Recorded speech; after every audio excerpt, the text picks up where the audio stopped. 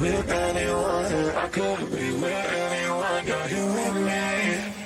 You're here with me. You could be around with me. You could be with anyone. I could be with anyone. You're here with me. You're here with me.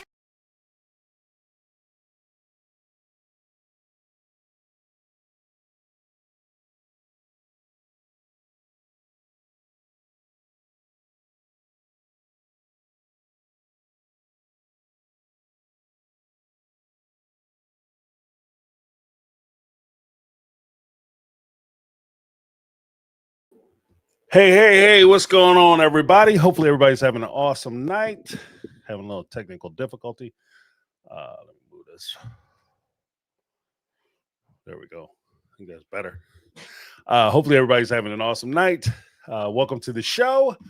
Let me get some ones in the chat to make sure you guys can see me. You can hear me. Got some ones popping. Awesomeness. All right. We're going to get right into it. We have a lot to go over. We have a lot of information.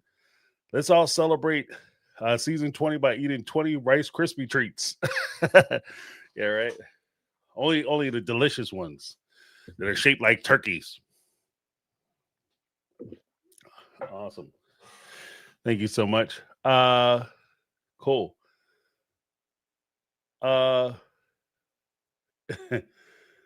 Awesomeness. Welcome to the show, everyone. Thank you for putting the ones in. Wasn't sure. I made some changes in my office and was going through some technical difficulties trying to reattach everything. Hopefully everything is hooked back up, or at least well enough for us to be able to get through this show. Yeah. So here we go. Let's kick it off. I want to be very clear. Like I said, we have some excellent speak pipes. I appreciate everybody calling and leaving messages. If you call in, if we haven't hit a point now where I have to try to make selections on who gets played, who doesn't. So everybody's speak pipe is getting played at this point. So, which I'm very excited about because I like everybody to have their voices heard. We're going to go through the speak pipes. It's going to be amazing. I'm going to add my commentary. Then we're going to think about what they're going to talk about and try to reflect on how we proceed moving forward. All right. So let me just check one more thing. Like I said, I got a whole bunch of stuff going on here. It's like when you self-produce, you got a bunch of fires that you're trying to put out at the same time. And it gets kind of crazy. Let me see real quick. Yeah, we got some putting out many fires all at the same time, apparently. That's what we do here. I need to get a firehouse, a little fire hat for my stuff. Because I'm putting out fires left and right. We getting it done. All right. Enough with that. As mentioned, here is the speak pipe information. If you guys want to call, leave messages, you feel inspired through these fascinating and intriguing commentary by the folks, the My Take fam who left messages. If you feel inspired, you too can be on the show next week, and we'll feature you. All right. So let's make it do what it do. We don't know without further ado, let's get it done. All right. So we have the first speak pipe coming through. Let's go with Janet first. Hey James, it's Janet. I just had some thoughts on some of Cody's commentary he had on I think it was the first episode of Special Forces this season, and talking about how men do difficult things and blah blah blah, and like completely basically ignoring the fact that half of the cast is female, which is very on brand for him, and the way he was talking to Brianna Chicken Fry and stuff. Like I don't know if Cody actually watched other seasons of Special Forces, or he just saw it as a cash grab, but spoiler incoming, the first season of Special Forces was won by a woman, and she did amazing, and she was not even an athlete. She was a reality star. So I feel like the way he sort of just erases of like any accomplishments that women do, like, is also sort of what he does in a lot of his commentary on his wives. And I don't think anybody like is surprised by the fact that he's sexist. And I think he would probably even admit that he is. But just like it was like when he was talking about Christine raising the kids and how that was the easy part, and all this other stuff, like the fact that Janelle like worked all those years to provide income for the family, that was completely just like he just like discounted any kind of accomplishments. And I thought it was interesting that like he like kind of did the same thing on this other show that he's on, where clearly there's a lot of women on the cast with you and they're doing the exact same tasks. Oh wow, we had a little bit of a disconnect, but guess what, y'all? She has a part two, so let's get into the part two. Hey James, this is Jana with just part two. Yeah, so like the women who are on this special forces show, they don't get different tasks from the men. They don't get allowances. They don't even get like weight allowances. Like they don't, the fact that women have more strength in their legs and their arms, they don't like, you know, uh, tailor the tasks to different like genders. It's like this is a perfect example of like you're not really going to be able to fall back on how men do this and women do that, and women's work is not as like significant or hard, or I don't know, like all the other bullshit that he tries to say. I definitely think women and men can be like have different abilities with things, but this is a show where, from my understanding anyway, there there is no difference in the tasks that are being done. They're doing the exact same task as you, and I think everybody's aware that he didn't win. Like, obviously, I don't know if we're supposed to know that, but like, I just think it's like sums him up perfectly that even on a show where women are there, like, and there's 50% women probably, and they're doing the exact same tasks as you, they're still completely like just discounted and not even like spoken about. And that's how I feel like he treats the contributions his wives have made to the family over the years, unless they're his shy, pretty wife, who's gets all of the praise and nobody else gets anything. All right, that was Janet. Just to address a couple little points that Janet made, just to clarify some of the things that she had talked about. One, she's 100% right. There is no determinative difference between any of the exercises and or challenges that the contestants have to participate in. For instance, in some military as well as paramilitary organizations, they may have a differential for men, like as far as push-ups, run times, things of that nature. But in this particular episode in Special Forces, they don't do that. So whatever the guys are expected to do, the ladies are expected to do as well, equally, if not better. In fairness, that does create a bit of a challenge. So as Janet mentioned, there like anatomically, women are better at some things than men, whereas men just in some areas physically excel generally over some ladies. This so in that respect, in some of the things that they'll have them do, it might be a little more difficult. Like for instance, when Kody was they were carrying the wounded person through the hostile fire of the town or whatever. That could be a little more demanding for a lady contestant than a guy contestant, just because of the way we're built structurally. But there are studies that demonstrate, for instance, that even though men may be able to generate faster speed as far as like running or whatever the case may be, women are built better physically. Their body is designed better for running and cutting and like zigzagging and that kind of activity. So, I mean, not to belabor it too much, there have been women who have been selected. At the end of the just to clarify that as well, this isn't like say a Fear Factor where you have one determinative winner. In this particular show, Special Forces World's Toughest Test, uh, there have been multiple winners who have successfully completed the demanding selection process in various seasons. like Hannah Brown, Carrie Lloyd, Brody Jenner, Kayla Nicole, and like unlike a lot of the other reality show competitions, this allows for multiple participants. Yeah, I can't get it out. This allows for multiple participants to actually win. All right, by successfully passing the test without being medically or voluntarily withdrawn. Uh, so it's can you last, and then will you reach the final selection? So I mean, there's that. So this is part of the reason why, like, when they go through stuff and they be like pass, fail, that's why they get upset, because there's a possibility they might not make it to the selection process. But yeah, for the most part, like I said, Janet makes some banger points.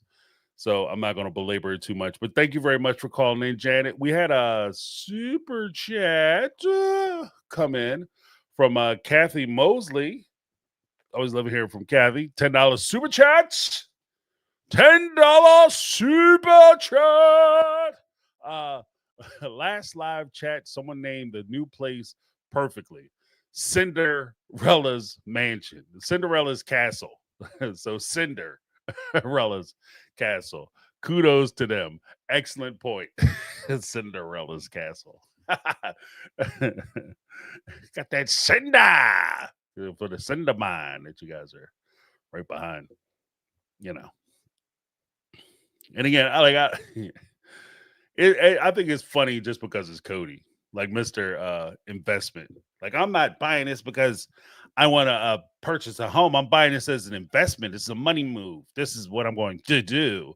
Like, it's not because he's like, oh, I'm just going to find this beautiful home and I want to live there in this community. I really like the community. I like the town or whatever. The purchases that he makes are all about status. Like, this house purchase was about status. It wasn't about,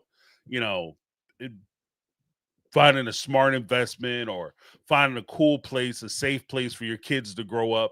This was all about him saying that he had a $2.1 million house, full stop.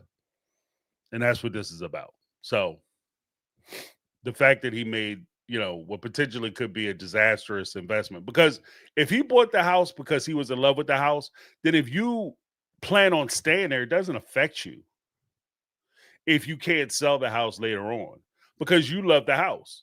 And if you have to sell the house for technically what would be considered a loss, because even though real estate may increase in value, if it's offset by the modifications that you have to make to the home in order for you to resell the house or maintain the house's value or whatever the case may be, so that you can even get market value for the house, you very well may invest far more money into the home than the home is actually worth. So I think that that's something to consider as well. All right. But thank you so much. Let me give you a little something.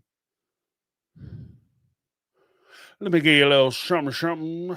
Where's my something's at? My something's have disappeared. All right, thank you, Kathy. Then we have Marie H with the $5 super chat. James Krusty took the head end of the stretcher, which is actually lighter than the foot end. Yeah, because Kody one didn't want to walk backwards, and he didn't want to have to walk at their pace. That's what it is. It's not even so much like he cares about them.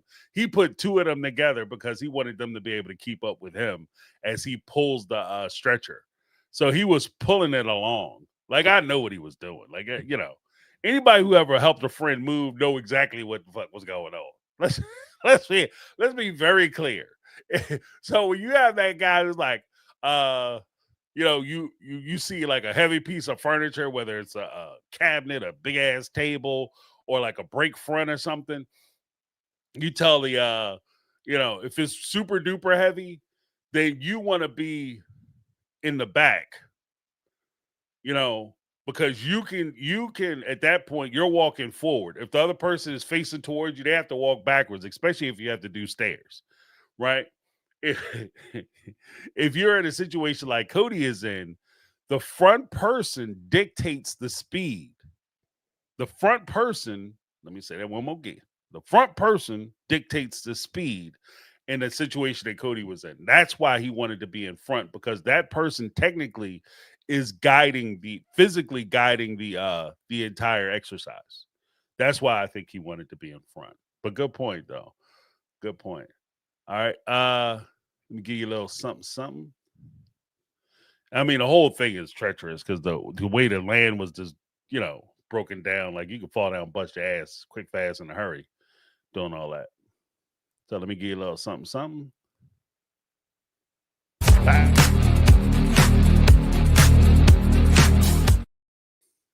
And that was one of the dangerous things too with him dragging them along, is that he could have got one of them hurt. And, shame on him for that. Like if they're telling him to slow down, and he's just like, I'm going to keep on going because we got to win. And you're just dragging them along. What if they fall? Not only could they hurt the guy who's on the stretcher and is relying on them, they could hurt themselves. They could hurt each other. You know what I mean? You could put them out. I mean, technically, if it falls right, it could hurt you if you're Kody. So it's just bad form all the way around. It's not them. And the biggest part of why I think, aside from them not being able to complete the task, they left the guy behind and all that. I think a big part of the fail for me would have been that you guys weren't working together. Like you could say that I'm the strongest one, I'm the most fit one, I'm the energized one, I'm leading the group. But if you're not leading the group to be able to complete and finish together, and you're leading the group more to the point for your glory, or so that you can do the things that you want to do, then it doesn't work. Especially with some of these groups and some of these things, like you're trying to teach them how to be able to operate as a team, because if they can't work together, nobody comes home. If you have, a 5-man crew and you send them in, 4 or 5-man crew, you send them in and they can't work together, they can't do the things they need to do together, then what's going to happen is that they're going to find themselves in a situation where they will try to save themselves, and they'll be working so diligently to try to save and preserve themselves and not look out for anybody else, that they'll all go in together and come out separately. You know what I mean? They go in running, they come out getting carried out, and they get left behind, and they get a little cool star down at the CIA building, no name CIA, star at the CIA building, or they get a memorial service. And that either way, that's not good for anybody. That's not good for anybody. So the whole purpose of this is not only to teach them how to survive, but it's also teach them how to work as a team, because as a team, they can accomplish the objective. And the objective is the most important part. Kody has that first part. Like the objective was to get the person safely to the others out of the danger. But the other part of that objective is to do it together. That's why you have a team. That's why they didn't just say, Kody, just throw them on your shoulders and run them out by yourself, and to hell with everybody else. Because if that was the exercise, they would have gave him somebody that he could fireman carry through the course. And they each would have had their own person that they'd be responsible for. But that's not what they're showing them. Like that defeats the purpose of the exercise. But thank you very much, Maria H. Marie H. Let me give you a little something, something. Now that I found my something, something. So that's very important. That's very important. We had another super chat. Let's see. JB with the $50 super sticker. Thank you very much, JB. You are awesome. Appreciate you. Amaze balls. Thank you so much, JB. Appreciate that. Let me give you a little something special. Awesomeness. You are the sponsor of the show, JB. You just sponsored the show. So whatever happens is your fault. No, I'm just joking. But thank you so much, JB. I appreciate you. Let me see. Oh, we had let me put the SpeakPipe. Leave JB up there for a minute. Here's a SpeakPipe info. Appreciate you, JB. So yeah, we'll go to the next person, the next caller on the line. I'm sorry for all the voices, guys. uh, so we have Zuzu. Hi, James. This is Zuzu. Okay, so I watched the new episode. It was a filler episode. But besides that, the other crap that I saw in this show was Robin. We all know that she could care less about the kids, or, well, at least Cody's kids, and that none of them was going to visit her. But why was she trying to pretend like we don't know that she just want a bigger house and spend money? Why not just say, hey, I want a bigger house because this makes me feel good? And you could tell their daughter, Ariella, I believe that's her name, is listening to everything they say because clearly she repeats it. The kids can't, I can hear Robin saying, the kids can't even play hide go seek in the house. No 5-year-old, 7, however old this child is, goes around talking like that. Not at all. Next, when it comes down to Janelle, if I was her, I would be suing. You gonna give me my money back from this house purchase? Robin has already admitted on camera that this was supposed to be a family purchase. So therefore, you're gonna give me my family money back. Also, when it comes down to Mary, nobody cares. I understand you want to be on a speed date, but nobody cares.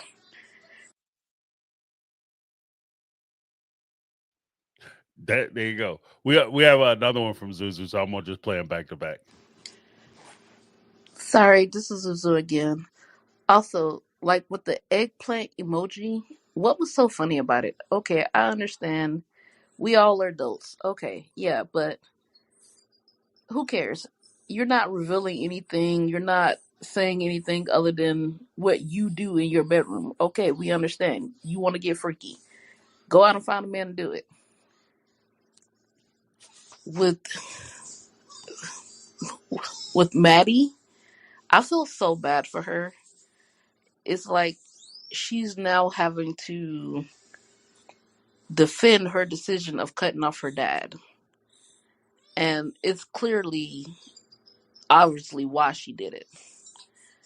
And I mean, Kody is never going to understand that he lost gems. When you lose your children, you lose your gems.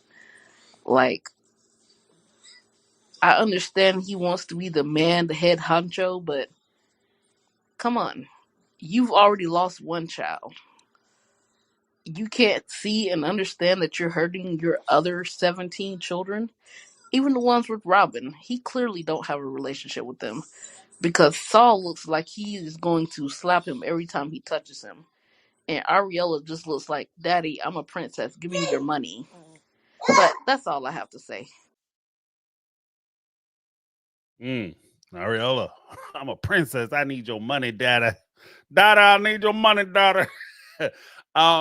Here's the thing. Here's what I would say. Like the first part where we talked about the big house and the size of the house. I say this, before I'll say it again. I'll say this to the day I die. When push comes down to shove, your kids, between kids and pets, they will always tell on your ass. You ever have a kid say something that was completely inappropriate to somebody and is well beyond what the kid's understanding of the world would be? And everybody understands this when they say it, right? It's just wild shit like, whoa, you heard that from your mama. That's some shit your mama say. Or that's your daddy talking. Everybody's heard that. And I think that that's what we experienced when we saw young Ariella going in there talking about how big the house is, how opulent the house is, how they have room for hide and go seek. We couldn't even play no hide and go seek. People play hide and go seek in apartments. What are you talking about? You close your eyes. Like, what are you talking about? If anything, you get the smaller the space, the more creative you have to be. Like, that's part, like, that's just that's just weirdo shit. Like, oh, I gotta have a mansion in order, I gotta have 20 bedrooms, 4 bathrooms, a shed, a garage, 2-bay garage with a separate detached garage for the long equipment and daddy's special sports car. We gotta have a whole bunch of land with a lot of trees and a cave and a river so that we could play hide and go seek. Like, first of all, how deep is this game of hide and damn go seek that you need to hide for days? You got to have camping equipment when you play hide and go seek. What are you talking about? That's lunatic shit. Second of all, like we got to have a big ass, we got to have a $2.1 million house for hide and go seek. So you spent 7 figures so you could play child games, right? That's stuff that Robin said. This house so big, you got to be able to play hide and go seek real good. And I agree. Like this whole thing about, oh, the kids are gonna come visit. You haven't even talked to the kids. Are you talking about in the future the kids gonna be able to come and visit? Well, if you're so worried about the kids coming and visit, why don't you try to build your relationship with the damn kids instead of sitting around talking about the house you're gonna buy that maybe they can come back to? You understand what I mean? You got to hook you up before you try to hook somebody else up. Hook something else. Like you on part 5 and you haven't even finished part 1 yet. Like, what are you talking about? So, I mean, and again, I agree with Zuzu. If we listen to what they say, it sounds ridiculous on his face. But if you really probe into what they're saying, they're just merely, I think, in my personal assessment, my knee-jerk reaction to the whole house thing and the way it's being presented, they're just trying to present it in a way that doesn't make them look like assholes. So they came up with a storyline and a story to try to make it seem like it's more reasonable that they will go out and spend $2.1 million on this house, knowing full well that they owe these women all this money and they're not living right. They're just blowing through money. So they had to come up with like the whole, oh, well, I got the bad news about Big G's in that house. Oh, I want to move to another house because I want a place that's just ours that the kids can come and visit.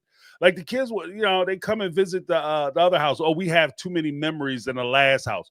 Why would you, especially in an event that you lose your child, it might be harder for you to sell the house, not easier.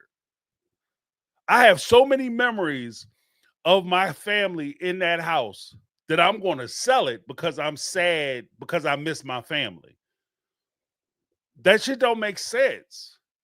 Like it doesn't make sense. So that's where, I mean, this is where I say like lazy story writing and bad story writing come in. They use key terms or phrases or titles or relationships to try to spin a plot. So if you do a revenge movie, right, a revenge series, you might say, oh, somebody went after somebody's kids, their parents, their wife, or something to that effect. And no matter how gruesome it is, that's supposed to be the driver, what gives that character their spine to be able to create this environment of revenge and hostility, so on and so forth. But if you really want to do it and be successful at it, you have to give the closeness of the relationship, why the relationship is so important to the person, not just the title. Oh, his wife died. Okay, some guys don't like their wives. Oh, their mama got hit by a reindeer. And so he going after Santa Claus. Some people don't like their mamas. We watching a show where these kids, according to some of what they're saying, they don't like their dad. So that's not the basis of I'm going to, to hell with everything. Everything be damned. I don't care what happens to me or the world or whatever. I'm going to get my revenge because somebody's offended my parent. That's not a thing in this thing. So in order for you to make the story good, you have to have the underlying circumstances, which gives importance to this particular event. So if he's saying that, oh, I feel horrible because I received a phone call about Big G's in that house and we were so close, then, and it pains me to, every room in that house has a memory of him and it kills me to just be in the house. I can't even go through the front door. I'd be like, that makes sense. But this is somebody whom you haven't really talked to. And I don't know how long. Like technically, if they were still like if they had spent this entire time in Vegas, in a house in Vegas on a cul-de-sac, and he said something like that, I'd be like, okay, well, maybe. Well, maybe that would make sense because basically this is where Big G's and some of the younger kids actually grew up. And they spent most of their time there. So yeah, that might make more sense. But by the time you got to Arizona, like Big G's was already in the military. He was already out the house. He was already gone. So he never lived in that house. That wasn't a space for him. So like the whole oh, I'm doing this for the family. You don't really have family ties in the house because they move so much. So stop using the family as an excuse. And this is part of what we saw, even whether it's special forces or sister wives. This is Kody not taking responsibility for the things that he wants or the things that he wants to do or the things that he has done. I don't want a big ass house because I want a big ass house. I want a big ass house because of the family. I don't want to move from this house because I'm just tired of being here because I'm a rolling stone and I want to just, I don't really have a home. I just want to kind of nomad the world and just run all over the world. And everywhere I go, I only want to stay a couple years, then pack up my shit and move out because that's what I want to do. No. I want to go because it's just, that's the part that I think grates on folks because it's the inconsistencies of what we watched, who we've come to know you to be versus what's coming out of your mouth. And what's coming out of your mouth doesn't make sense on its face, but then when you put it in with other stuff, it really doesn't make sense. Yeah, and it's just like the throwing up of names and stuff. Like, you haven't talked about Truly for real. The only time you talked about Garrison was when you had Garrison and Gabe, is when you had venom in your mouth. And talk about how they wasn't right and Hey how James, this is Zeus. you need to get rid of them and they need to stop coming around because they got to apologize because they said something to the queen and you ready to punch them in the mouth and all that. That's the only time you really talked about them. Same thing with Truly. He said more about Truly's ass this season than he ever has. For the longest time, this man has pretended like Truly didn't even exist. He would say my youngest kids talk about Solomon and Ariella, not recognizing that Truly's only a year or so older than Solomon. So you've been ignoring this child for years. The only time you really paid attention to her was when she was sick. And then the other time, and then from the time she was sick up until the time her mama left you, then all of a sudden it's, what about Truly? We got to keep Truly together. We got to do this for Truly. You can't move away and take your money. Because I love my daughter Truly. I truly love my money. I mean, your money. I mean, the money you give me. I mean, the baby, whatever. What's his name? What's her face? What's her name? Truly. Oh, Truly. Yeah, that's the one I was thinking about. Like, come on now. This is just craziness. But we're gonna go on to we gotta check some stuff real quick. We got super chats come in, and I gotta make sure I get those. We had Sunny Bunny with the $25 super chat. Imagine stealing money from the OG3s for years and then saying, "Thank the Lord for giving us our dream house." Yeah, right. Thank you. In the name of the Father, thank you for blessing us with this home from our stolen proceeds of the other non-witting family members. Leave the Lord out of it. The audacity. Yeah, when you do some wicked ass shit, don't be calling on my God. But don't be putting that on Jesus. That you was doing some wicked shit, and then you gonna try to blame the Lord for that. He ain't got nothing to do with that foolishness. That's all you, boo boo. That's all you. No. What we not gonna do? What we not gonna do is blame because if it was good and it was righteous, then it would have been good and righteous. You said when you bought the McMansion, you said that was the Heavenly Father moving and got you into the McMansion. That's what you said when you bought the first house. that it wasn't supposed to happen, and because of some things were pulled and some strings were done, and you were able to buy this house, and it was all from the Father. It was all a blessing. That's what you said before.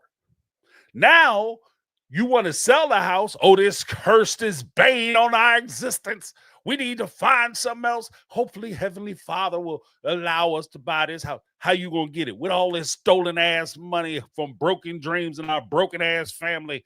Because clearly he only wants me to be with Robin. And this is where was it Marx had said religion is a concept developed by man to put fear in the hearts of other men. Basically, it's a concept used to control the hearts of other men, because you have the people who are standing there saying that they're receiving these blessings or creating these dictates, usually create dictates which benefit them and not necessarily the people who are following the faith. And when it's that type of corruption, even as a religious person, that you're warned about in Revelations, where they talk about false prophets. Now, I don't want to get too deep into the scriptures. But I'm just saying, like, I watched this crap on there's another guy on a show called Seeking Sister Wives, a dude named Marifel. Garrett, what's his name? Garrison? Not Garrison. Merrifield. What is his name? Shit.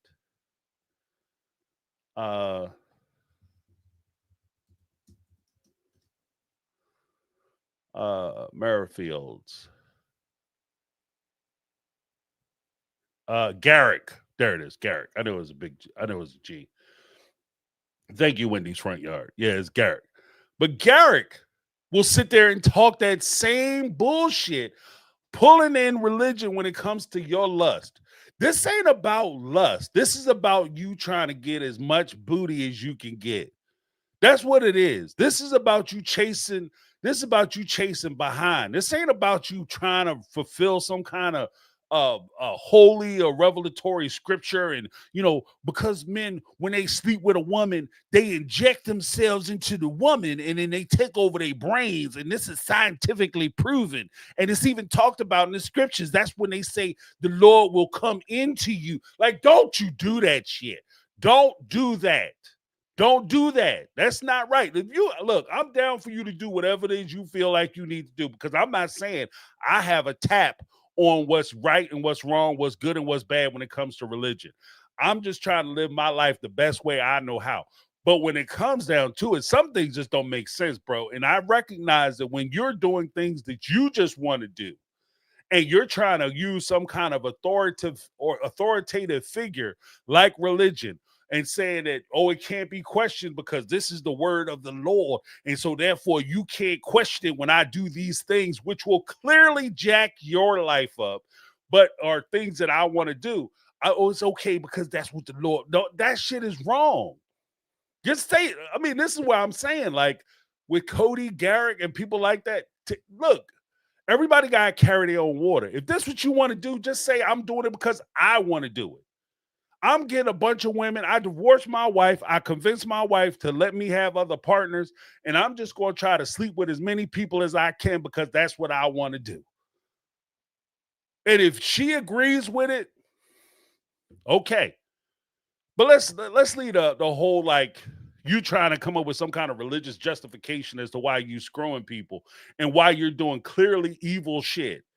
Because stealing money from your family so that you can benefit yourself is clearly evil shit. Just saying. But thank you so much, Sonny Bunny. I appreciate you. Let me give you a little something or something. Where's my something? See, I got to get my something in a better place because this thing is hard to find.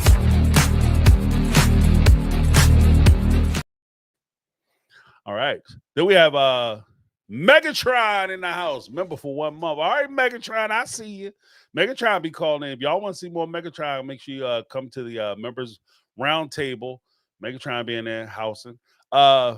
Mary is trying hard to convince viewers she is a carefree, sweet person after OG kids and wives started speaking on how abusive she was. Not buying it. Oh, look how fun I am. I'm going to talk about sex. We're going to talk about the dirty. That's going to show people how much fun I am, which is a little weird. Like, I don't know. It's an immature thing because it relies too heavily on your physicality, which, well, as I've said before, like I think that if you just want a physical relationship with people, you putting out that you're open to certain physical activities and your willingness and readiness to do certain physical things, you know, it is what it is. You know, it's proper bait. But if you're looking for like a relationship, a marriage, a long-term relationship, a committed relationship, you want to talk more about your morals, ethics, your values, things of that nature. Because those are the things that you want them to value on a long-term basis. You want them to understand where you're coming from. If you meet and this is, when I wore a younger man's shoes and a smaller man's pants, um, those would be things that I would consider when I was talking to people. Just in fairness, like I'm just speaking for me. If I met a young lady and she came at me, and within the first 5 minutes of me talking to her, she's throwing out a bunch of sexually charged comments or things of that nature, that pretty much lets me know where she's coming from. Like, I'm like, oh, I need to figure out how I'm gonna marry this one. Like, she's not trying to get married. That's not what she's trying to do. You know what I mean? And if we do that, how much value does she really place on that thing? You know, because she's what she like. I don't necessarily cherish a handshake. Like, so I shake hands with people all the time. Like, hey, how you doing? Shake hands. But I'm not sitting there saying like, oh, I can't believe you shaking hands with everybody. Are you shaking hands with other people other than me? Like, that's not a thing. So if you're doing the activity and you're treating that, those activities like they're handshakes, I don't know why you are, and people are accepting that and they're dealing with you on that basis, then your expectation for that has to be very low. That's all I'm saying. But yeah, good point, Megatron. Let me give you a little something. And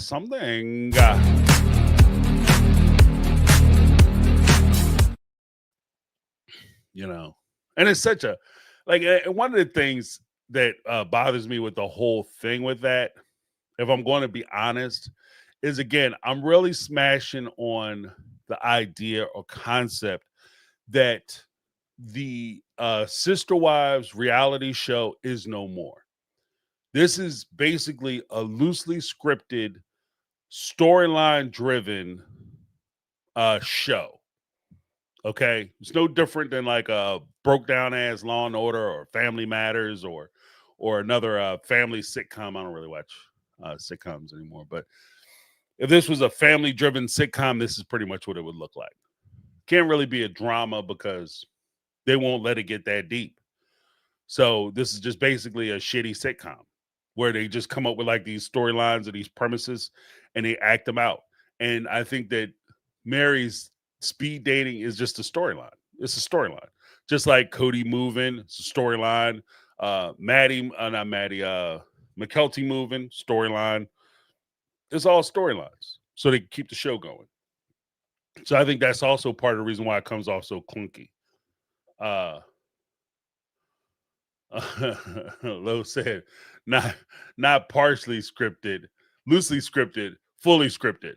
Well, the reason why I say it's not fully scripted is because they don't have lines per se. they don't have lines.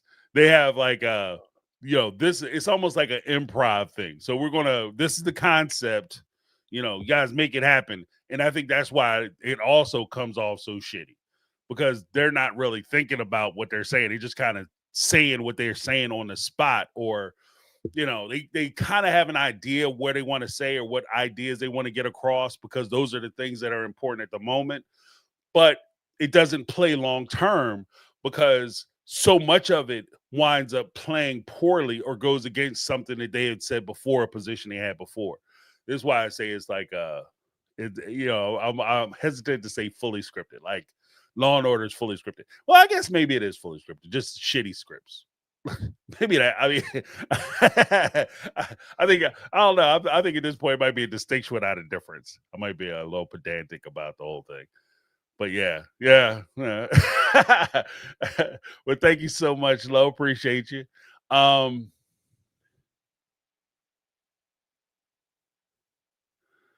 Yeah, yeah.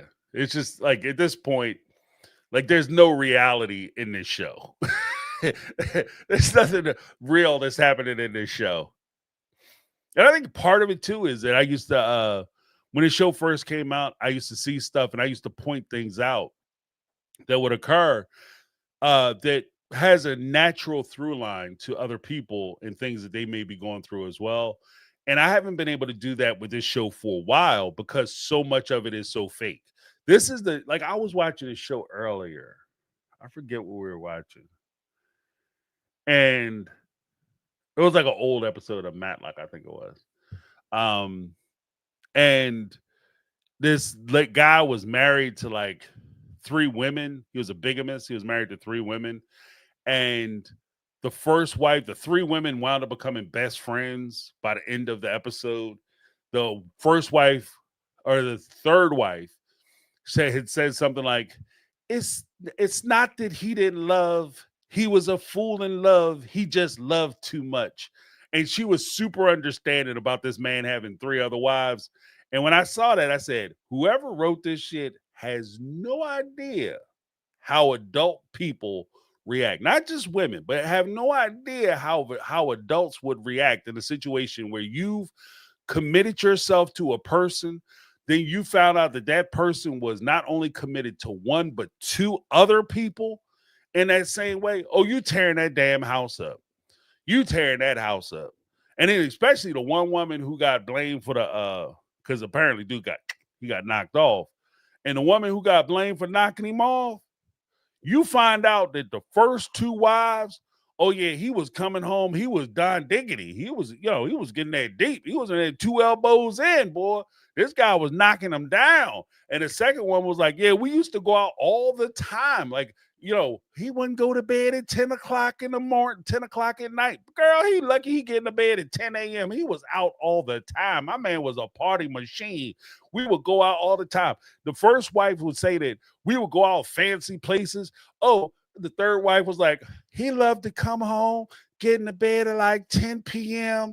and then he would sleep and we would sleep together. And he said, I say, let's go out to a nice dinner. He said, girl, all I want is a home cooked meal. So he turned her into a housewife, like a homebody housewife, the one that got accused of knocking him off.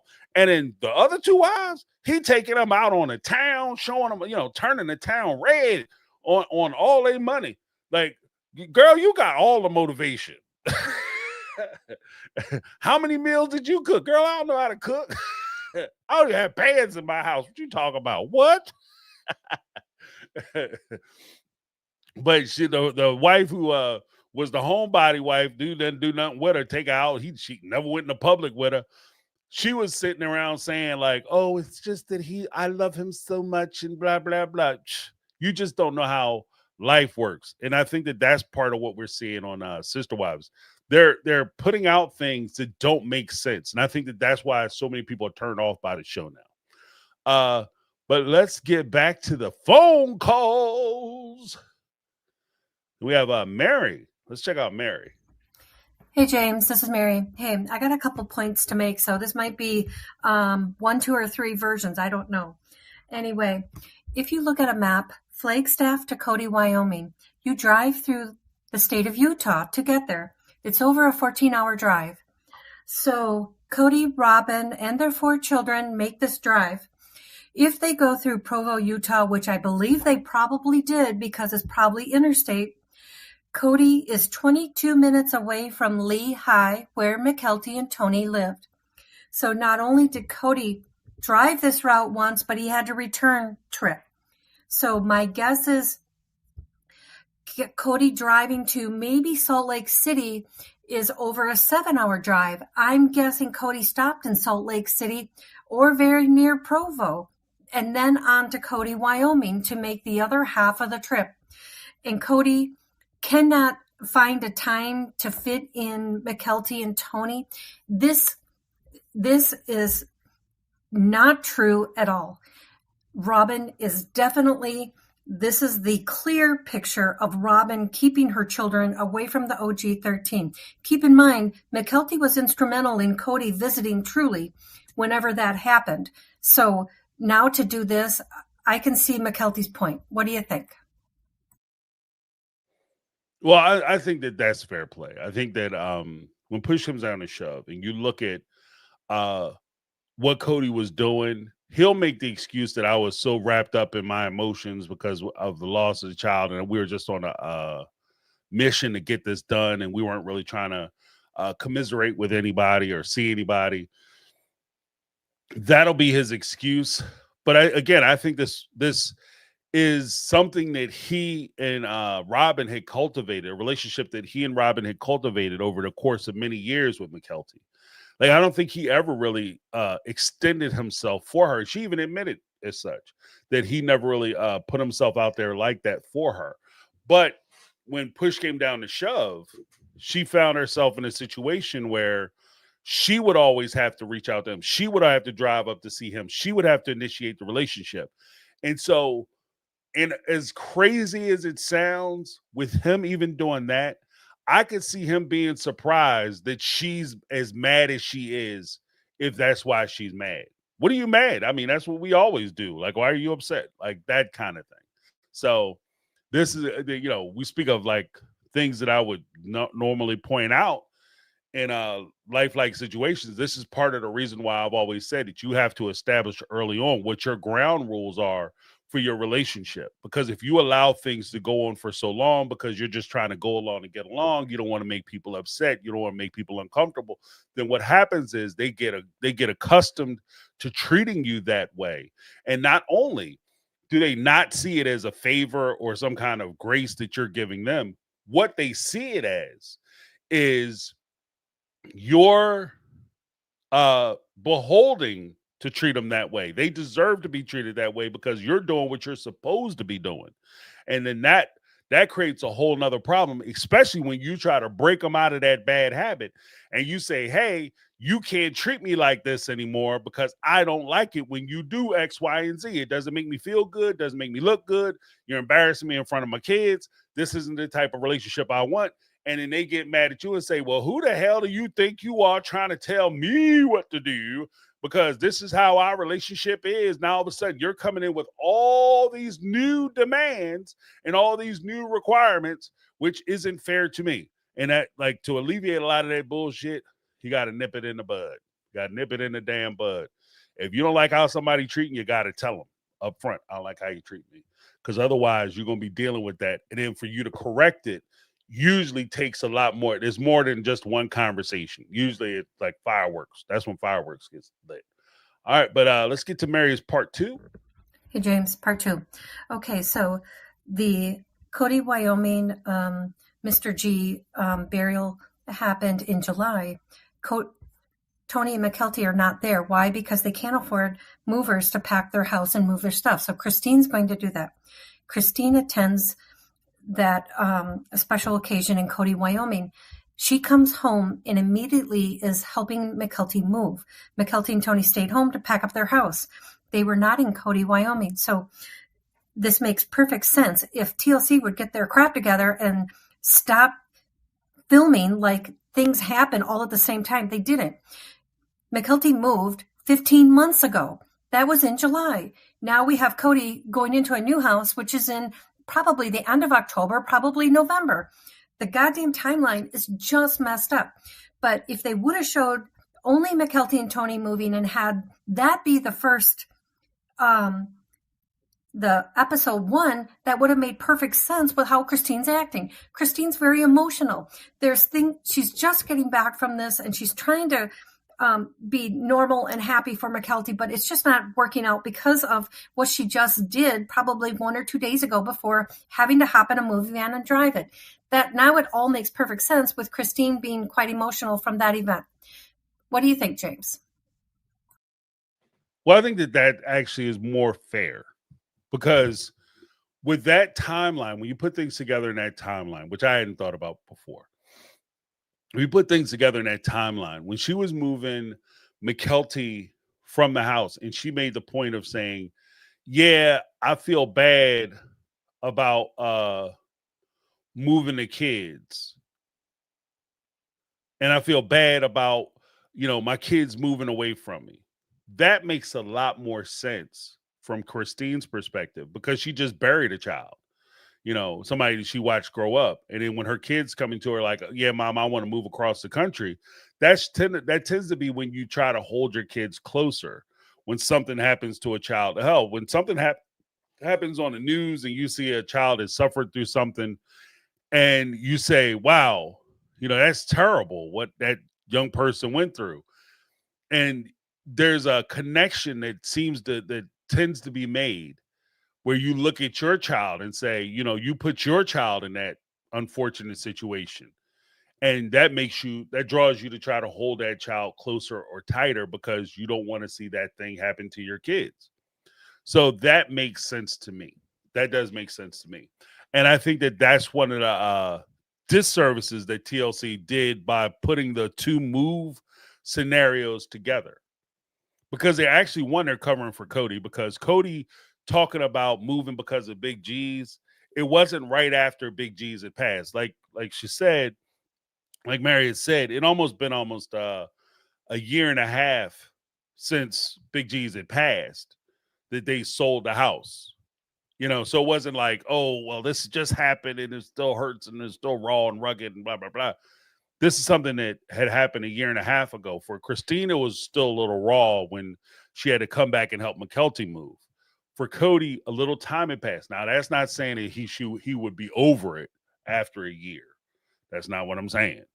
But I'm just saying that it doesn't really add to the urgency of the drama, like, because time does play a factor. Like, even if you watch most not reality shows, but you watch most shows, movies, plays, or whatever, the time element is always a factor. Time is a fantastic driver for stakes, because it has to get done in a certain time. So if you say that, one bad thing happens, and then because of that bad thing, there's a connection, a through line for events to follow, it makes a lot more sense. So I agree with that. But let's go to Mary's third message. Hey, James, this is Mary. Last one. Anyway, with Kody's house. So if he did Special Forces in 2024, that money must burn in a hole in him and Robin's pocket, or he's trying to put it someplace where she can't spend it, is my guess. So again, though, another YouTuber, Nikki, has very good quality information that Kody was mortgaged to the hilt on that Crap Chateau 1.0. So the first house was mortgaged. They probably took second mortgages against it. Kody and Robin didn't have hardly any money to put towards a new house, except stolen money, basically. So why isn't the $2.1 million house half paid off if that was actual true proceedings? But I don't think it is. So again, they're mortgaged totally to the hilt, and I don't think it's going to get any better. Again, I don't know why Kody didn't go for a 4-bedroom, smaller house, brand new build, and then he could have bought a separate house for Brianna and Aurora, a 2-bedroom, 2-bath house, used it when they move out for rental. But again, not very long-sighted in what he's doing, because he's probably going to move in 5 years with a balloon payment. Well, got cut off, probably moving 5 years with a balloon payment. That's probably most accurate. There's a guy, what is his name? There was an internet real estate guru guy who used to talk all the time about the power of debt. Right? I forget his name. He got sued. Wound up getting his ass sued off. But he used to talk all the time about the power of debt, how you're going to have this money, and, why have a mortgage and you're paying your house off. That's equity that you could use for other investments, and that's how you grow your wealth. And you too could be a millionaire like me, and I'm almost a billionaire. I'm worth X amount of dollars, and I'm worth so much money. And I kind of get the feeling that that's what Kody is trying to go for. Like the logic or the reasoning that he uses of why he doesn't put down a significant down payment moving into these houses is because he is trying to play the odds, right? So he'll invest in the houses, he'll buy the houses, then he doesn't mind having like high debt ratio on the houses, because if he can buy the house and then sell the house for a little bit of money, he could break even, and that way he gets to stay in the house. It's almost leasing houses, the way you lease cars. In that respect, if Kody knows that he's going to move in 5 years, it might even make sense in a dumb way for you to do adjustable rate mortgages or balloon mortgages, where you put down a very small down payment, and you basically just pay the interest on the house. You have the house, and you're basically holding on to the property for 3 to 5 years. Then you sell the house. Hopefully you make some money on the investment. You got to live in a new house, got to live in a nice place. Then you're able to sell the place, hopefully for a little bit more money. If you're not making money, you're at least breaking even, and you can do it all over again. Wash, rinse, repeat. Now that strategy makes sense, and it makes more sense in a great economy, where the economy is gangbusters. The real estate economy is flourishing. Money is being made hand over fist. It's a seller's market. That's when that really makes sense. It makes less sense in a good economy. It makes absolutely zero sense in a bad economy, because you will lose your shirt. You will lose your shirt if you do that. If the economy turns, which the economy tends to do, like, it's not, we sit here and pretend like, the economy is rock solid, America's great or whatever. We have had economic downturns left or right. We had the Great Depression in 1930. We had, recessions since then. Maybe not reaching to the same levels of depression because of, lack of regulation, lack of protections, so on and so forth, that the federal government had instituted as a result of the Great Depression. But we have had like financial collapses since that time. And if you look at most modern history, we've had several large collapses. We had the tech boom, when the tech bubble burst. That was a huge collapse. Then you had the housing market when that balloon burst. That was a total economic collapse. That almost took the banks down, almost took the country down. Like, and we're headed for another recession. So, like, there's these types of investments, this type of strategy is fool's gold in a lot of ways, because you will find yourself in a situation where you buy a house that you cannot afford. You're taking out these adjustable rate mortgages, basically short-term mortgages, to own the house so that you can live there. You're not doing any real repairs on the house or improvements to the house or the home to improve it, to better it than when you first moved in. So you're basically trying to turnkey it to the next person, and it's not a turnkey property.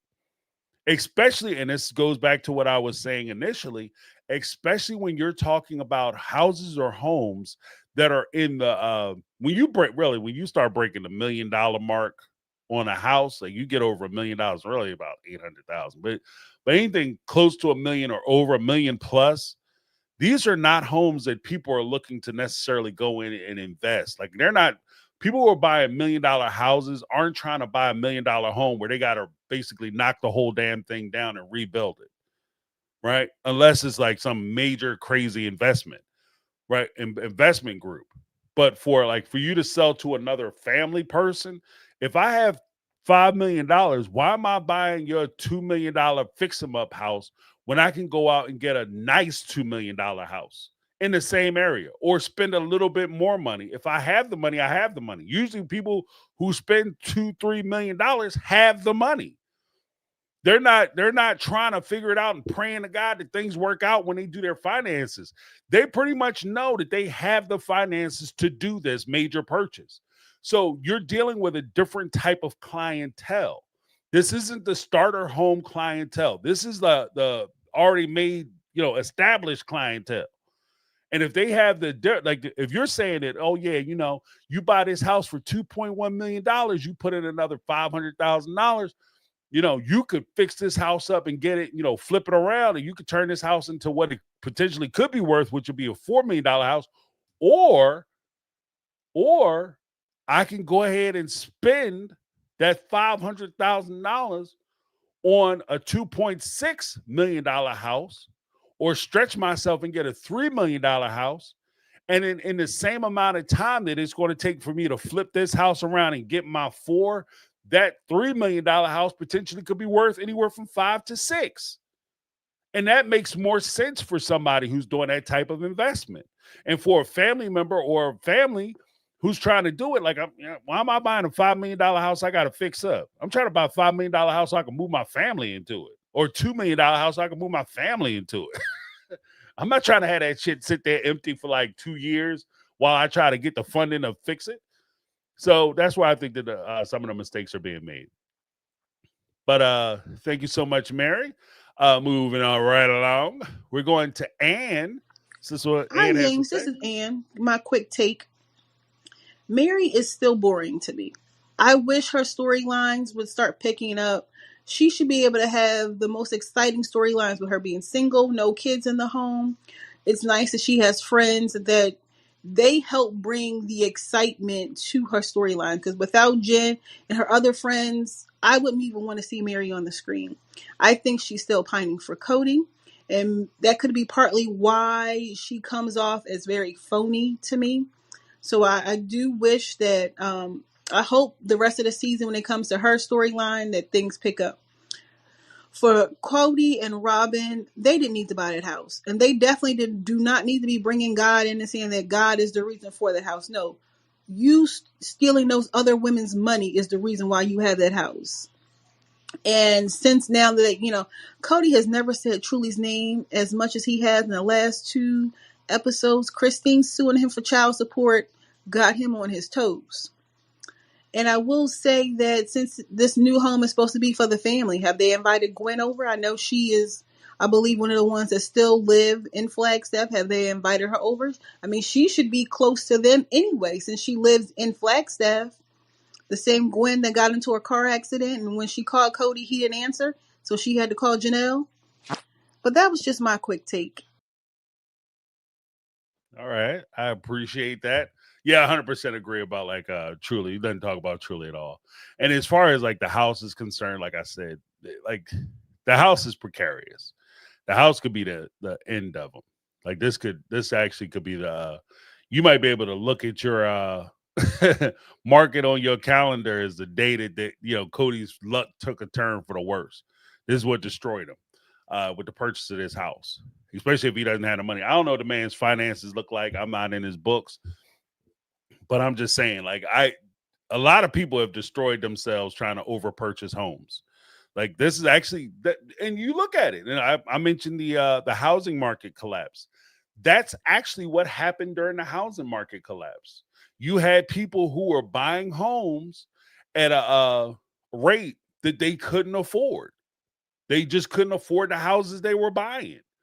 And then when the interest rates shifted and the sands changed, all of a sudden, I don't have that kind of money. and the foreclosures were record numbers. We're in record numbers. They were taking houses from everybody. So foolishness. But let's go to Ann 2. Hi, this is Ann again. I just had a quick observation. I find it interesting that we had one episode where Kody and Robin went from Kody trying to convince Robin to move to her new home and start all over again, to now this last episode that we had where they started out the episode with them packing, and we didn't understand what was going on because we didn't see them shopping for a home. We didn't see them list their home on the show. It was just them, we're packing, and then come to find out, they found a home, and their existing home is on the market just in 2 episodes, no in between of what their process was like for them. And so we can fully understand the full time frame. And we learned the time frame of when their house was on the market, but when did they start looking for a home and all of this? Because I think that timeline would make a difference and give us another side eye with them. And it's a shame that they only sold Coyote Pass because they needed that extra revenue, their extra income for the new home that they were buying, not because they were holding up Janelle and Mary for moving on with their next phase in life. But that was just my quick take as well. No, I agree with that. I think that that's one of the things that's going to be very difficult for them to get around is the fact that they weren't selling Kody Pass, and this is the part where I say that the scripted portion of the show comes into question for me because this is the the revelation that I was talking about. All of a sudden, you have Kody and Robin admitting the only reason they're considering selling Kody Pass is because they need the down payment for their new house. And so, like all the other stories they were telling about, like, this is for the family. That doesn't make a difference because the family needed the money. Mary and Janelle were asking for their money the whole damn time. It's not like they were just sitting there silent saying, okay, whatever you guys want to do, you go ahead and do it. Yeah, I'm cool with it. They were asking for their money the whole time, the whole damn time. They were asking about selling Kody Pass. What we going to do with Kody Pass? Let's build on Kody Pass. Okay, you don't want to build. Let's sell it. Let's get rid of it because I just don't want to hold on to it. I have other things that I want to do. I want to move away. Give me my money.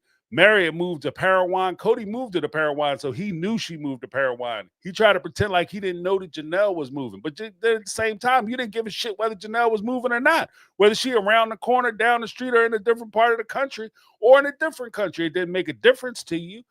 Because you weren't calling her and talking to her anyway. That's why you had to find out from somebody else that she was moving. One, two, like I said, whether she was, no matter where she was, she need her money. Okay, fine. Maybe I don't need it to pay my bills, but it's my money. Shouldn't I have it? What if I want to do an investment?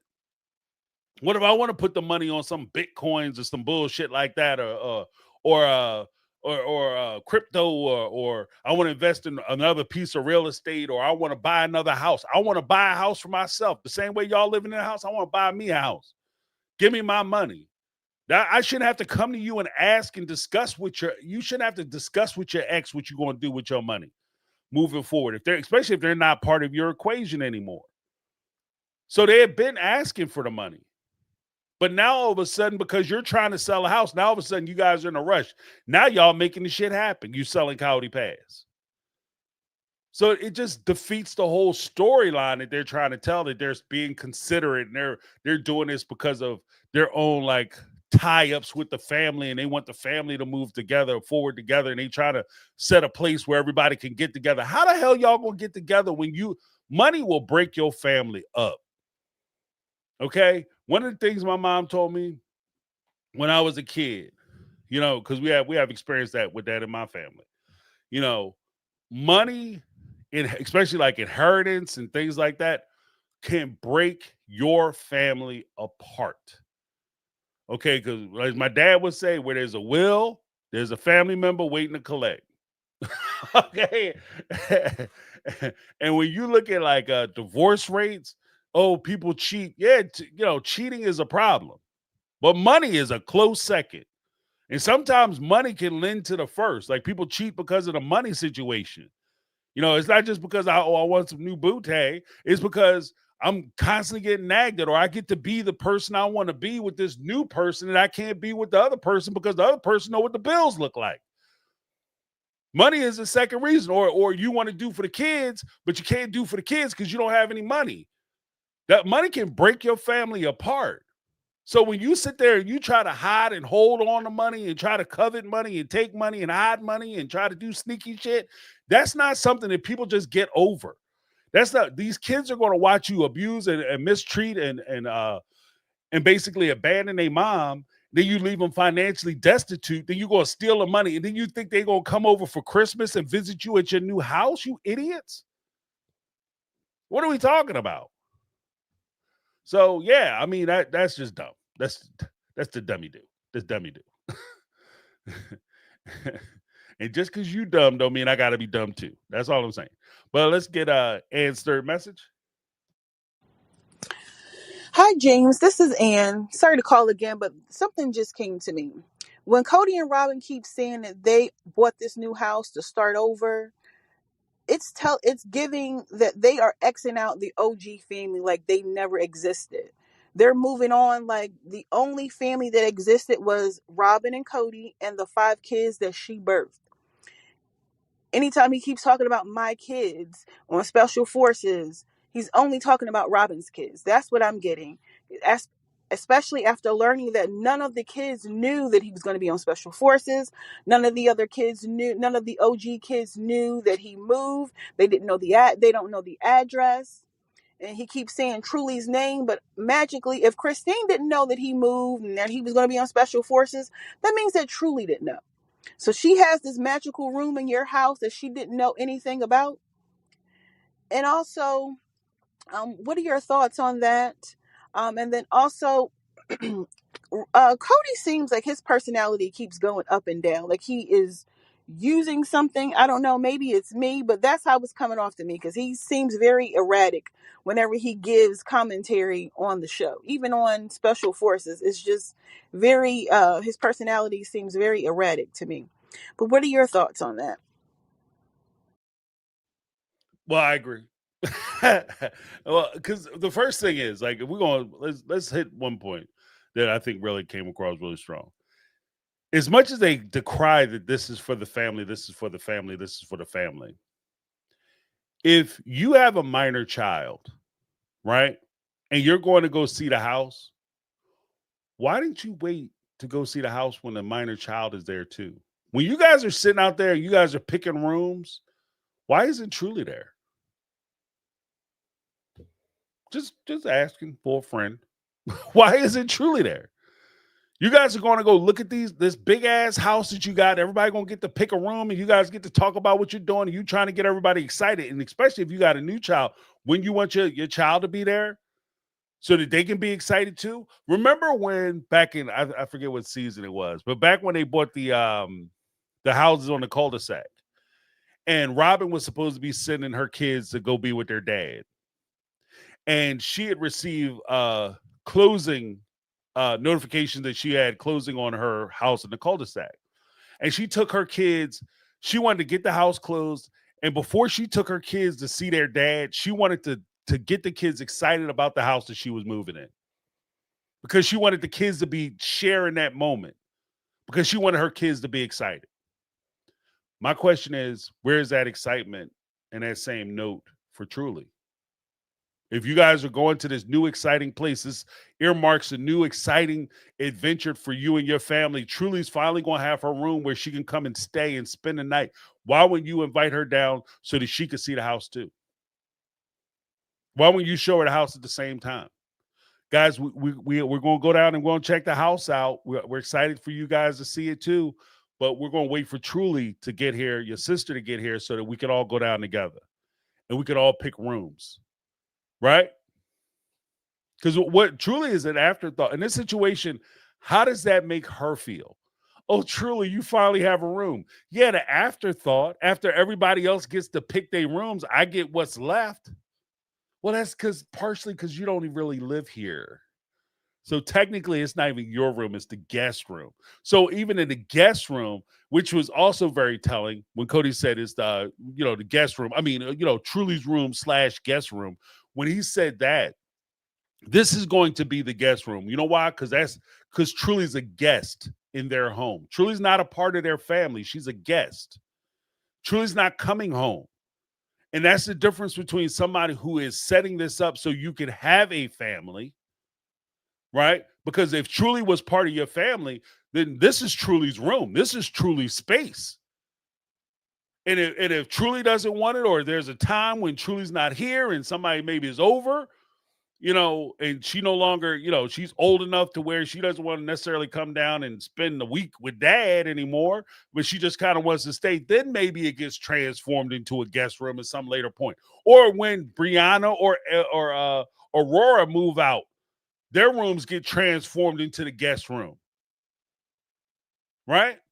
But this is your daughter, especially. See, the funny thing is, when we talk about the crazy thing about custody battles, and this is very cynical.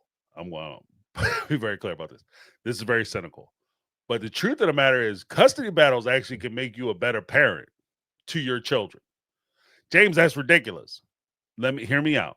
I'm not saying it, the stress isn't unreal. The stress will drive you crazy. The fear will drive you crazy. But it will drive you to make sure kids who are going through, like, especially big custody battles or child support cases, those kids get the finest clothes.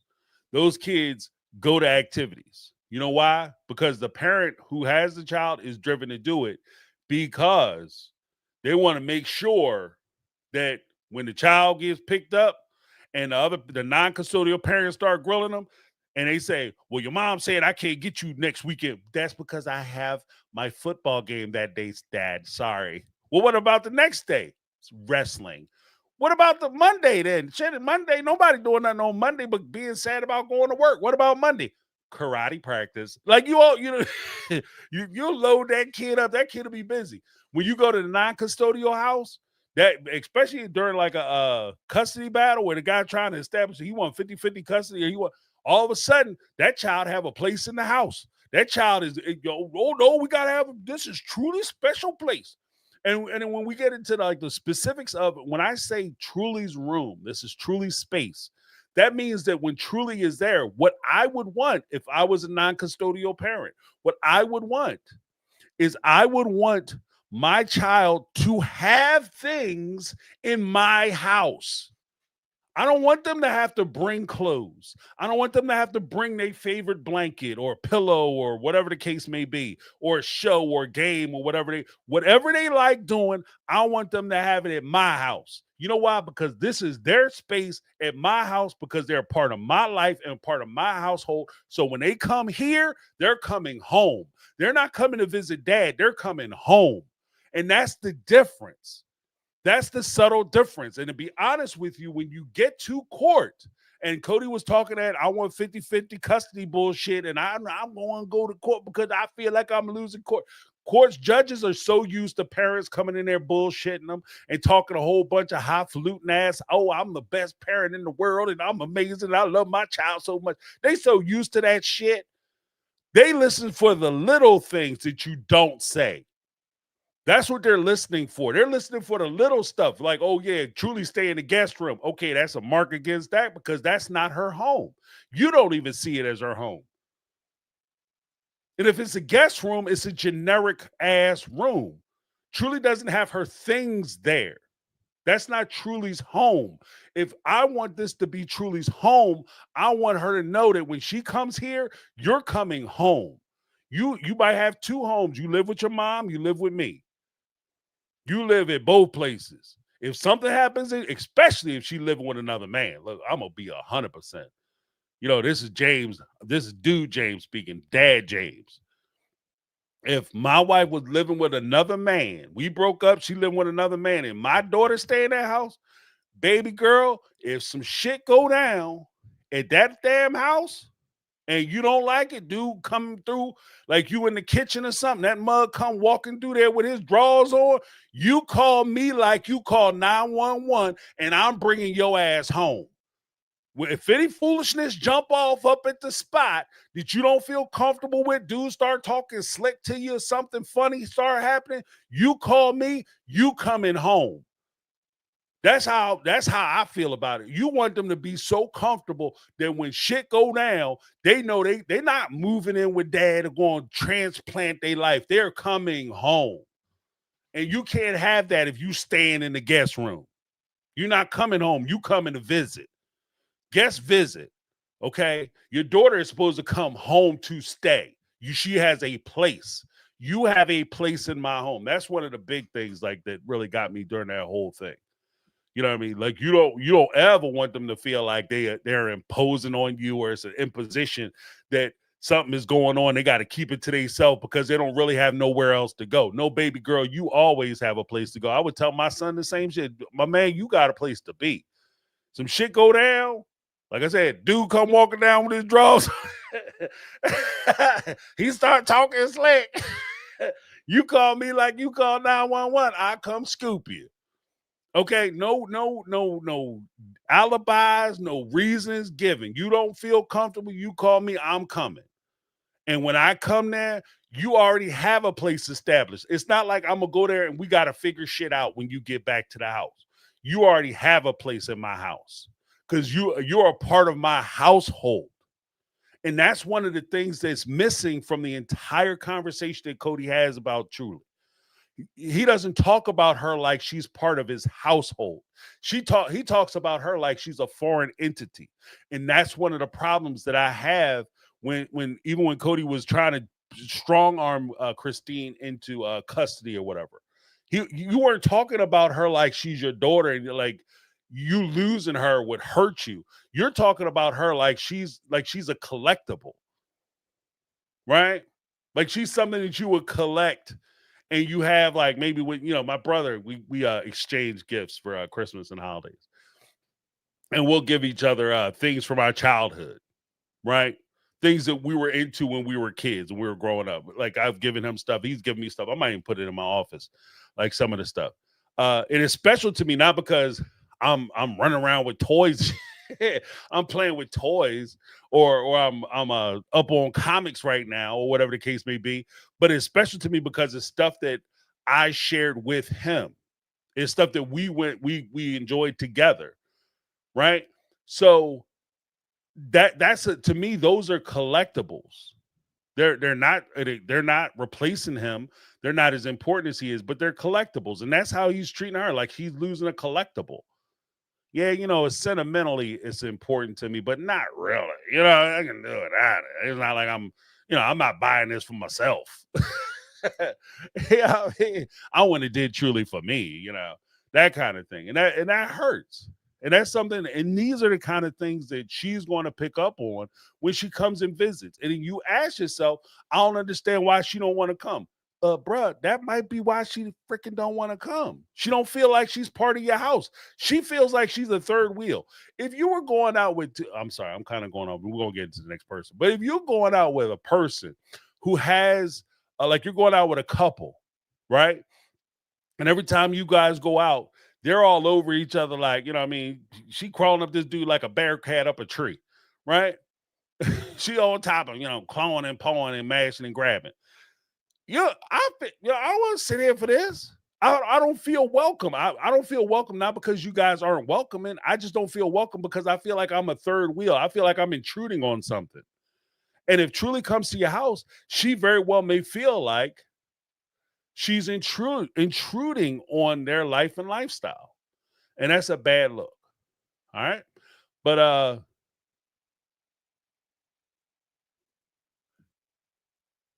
yeah, I did, Megatron. You can send that. Thank you. She asked about emails. Yes, I do. Yes, I did. And I have a couple emails I have to respond to. But yeah, good call, Ann. Next up we have Angie.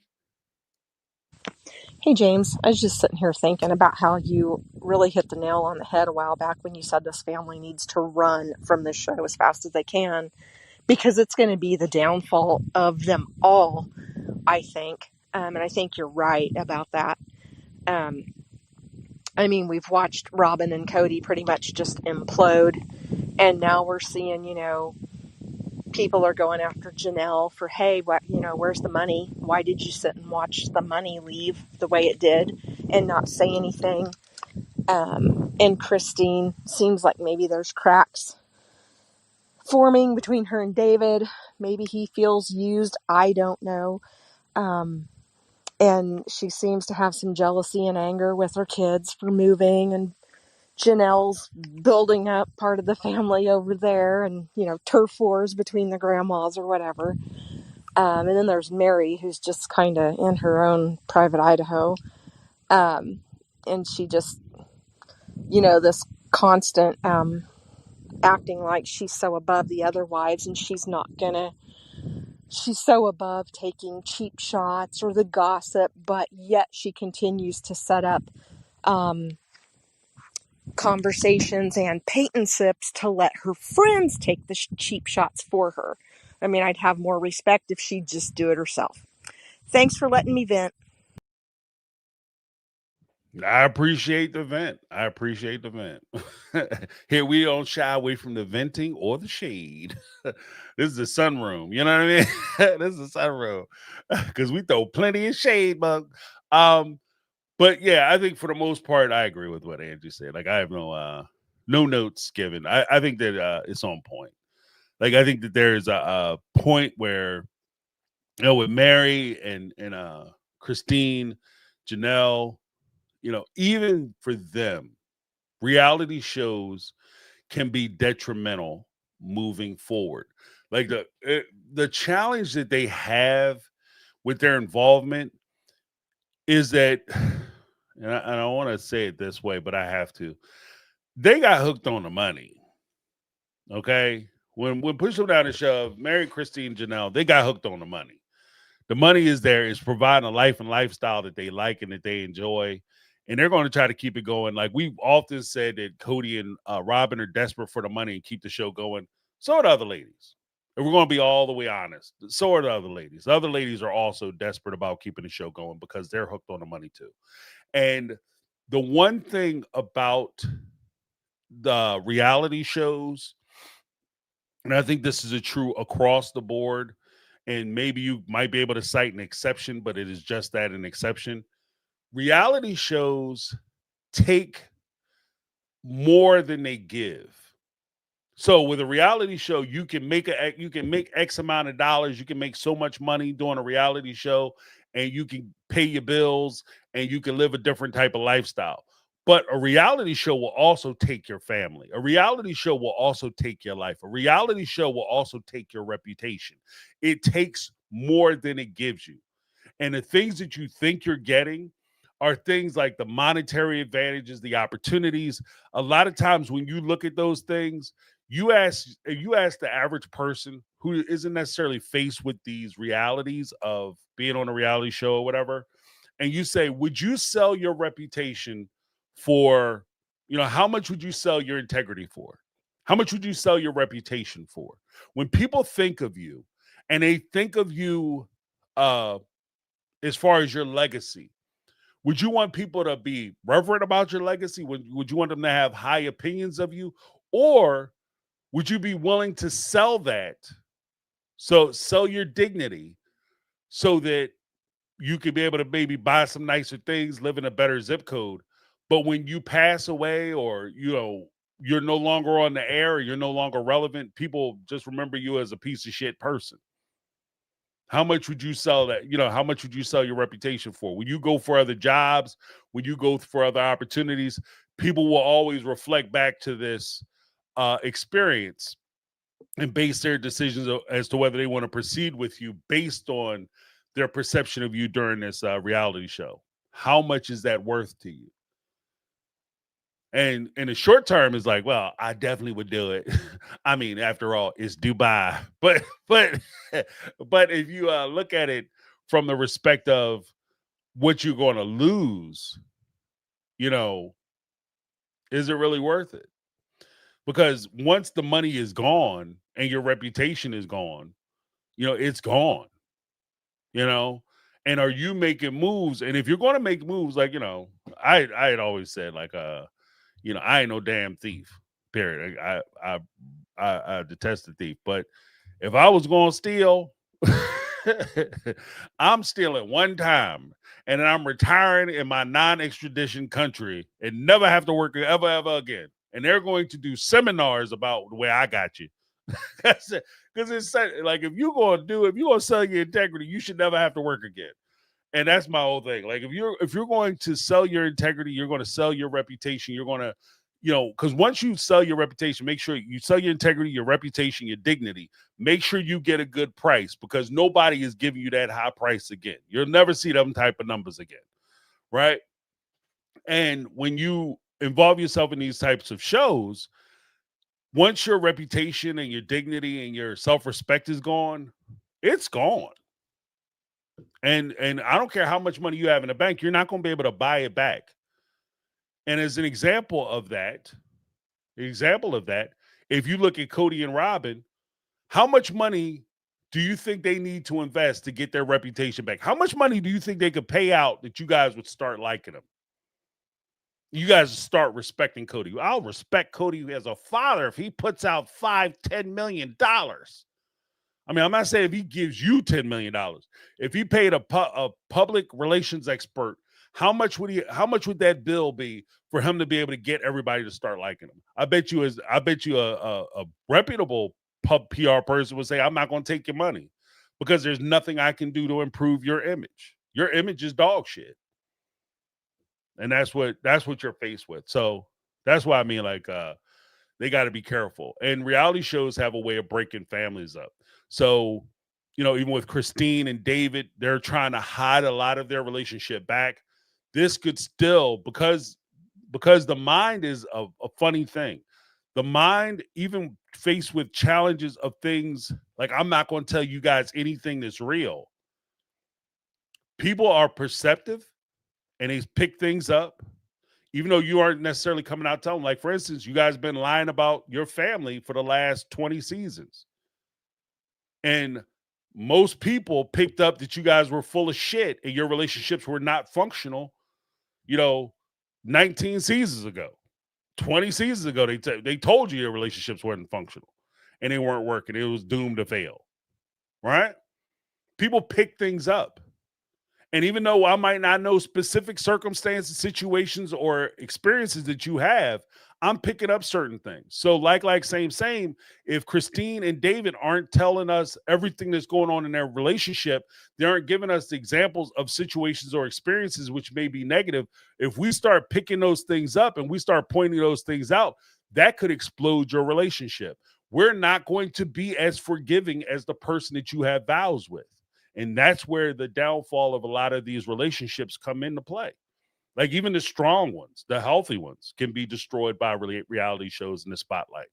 So, and that's also part of the reason why, like, so many people, you talk about famous people. This is why famous people get divorced a lot of times. It's not just because, you're so famous and it's so degraded. Like, the Hollywood scene has so much degradation that all of a sudden you leave.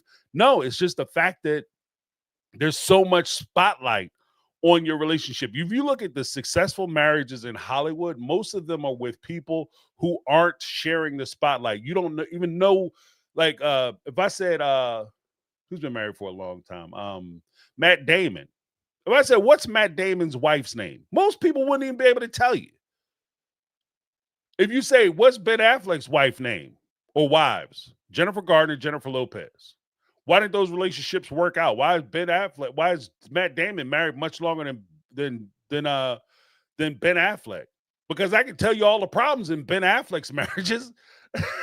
I can't tell you one argument that Matt Damon had with his wife.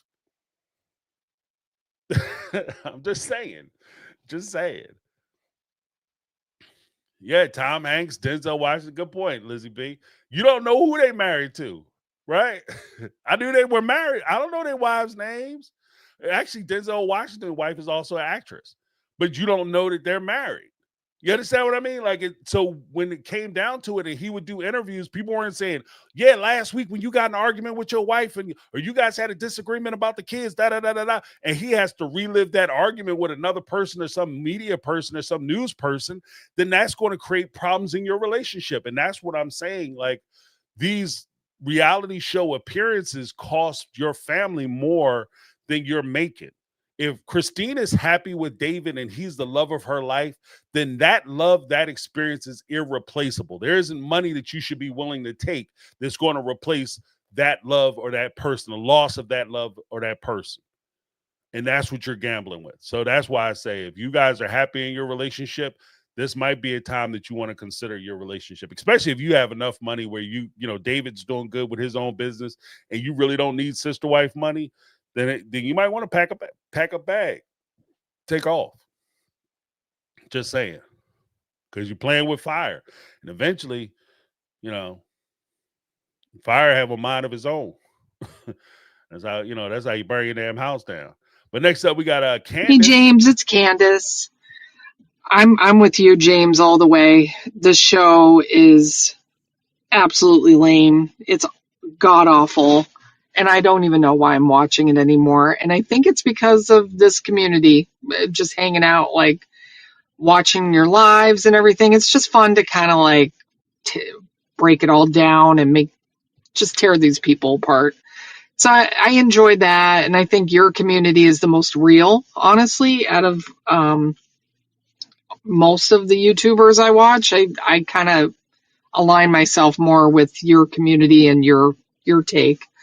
But anyway, just I feel like this whole damn show, like TLC, Kody and Robin, and even all the OG3 basically, they're just how I feel now. They're just shitting in our mouth and calling it a Sunday. Basically, I know that that's crude and rude, but it is. That's how I feel. They're just Kody and Robin are just lying their asses off and just trying to make us believe all this bullshit with them. You know, with this house and oh, it was God's will.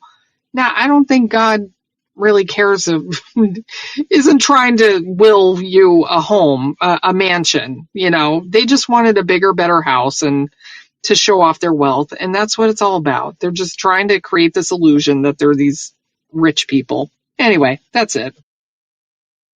Yeah. And I was going to have a Sunday tonight for dessert, but no longer. I'm going to cancel that Sunday. No, I'm just kidding. But I think I agree with the fact that, like, first off, thank you so much. I appreciate you enjoying the community. I do think that we have the best, if not definitely one of the top tier communities on YouTube for sure. But you know, and stay posted because I do have some plans on the next chapter of My Take on Reality, where we're going to expand our focus a little more than just Sister Wives. So stay focused for that. But or stay. I don't want to say stay focused. That's weird. You know, keep an eye out as we make that transition. But yeah, I think that we're reaching a point, like it's hitting that boilerplate point too. And I thought about it. Like I think that the fakeness of the story, when I talked about like them running out of things they're talking about like on the show, one, I think they've already told their story. Like I think that everybody has a story to tell. I think they've told theirs, and now they're scrambling to find something else so that they can stay relevant and stay on the show. But even beyond that, when I talk about like the degenerative nature of being on a reality show, in essence, Christine, even the popular characters like Christine, Mary, and Janelle, the OG3, they have to be careful because as they start to roll out these fabricated, which is fake storylines and these unrealistic storylines, it's going to start turning people against them. People are going to start looking at you guys a lot closer and way different because now at that point, and this is part of what I'm saying, instinctually, audiences have a feeling about things. They're way smarter than TLC gives them credit for. People are way smarter than that, right? But they'll pick up on the fact that you're being disingenuous, and therefore you lose a lot of the credibility that you've been able to foster and garner from a lot of the audience members, which led to your support. And in some cases, let's be honest, the blind support that you guys have been receiving, you know, because they've seen you go through so much. So anything that you're willing to do, they're willing to support you. But you'll start to jeopardize that because it's not going to come off as true, fair, honest reporting on what's going on in your life. And it just becomes a reflection of, and instead of it being, the OG3 versus Kody and Robin, it'll just be, because again, a lot of this is relative. A lot of the OG3 support is based in relativity.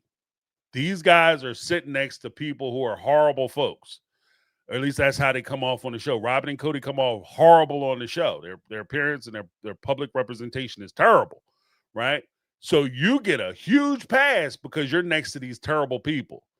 And the last thing you want to have happen if you're the OG3 is for people to look at you and they move the scale. Now they won't say you're as bad as Kody and Robin, but they'll just say you're a lesser version of Kody and Robin, which is worse, in some regards, because you go from like the highest of highs to getting cut by half, and all of a sudden it'll feel like the lowest of lows. So I think that's an excellent point. But thank you very much, Candace.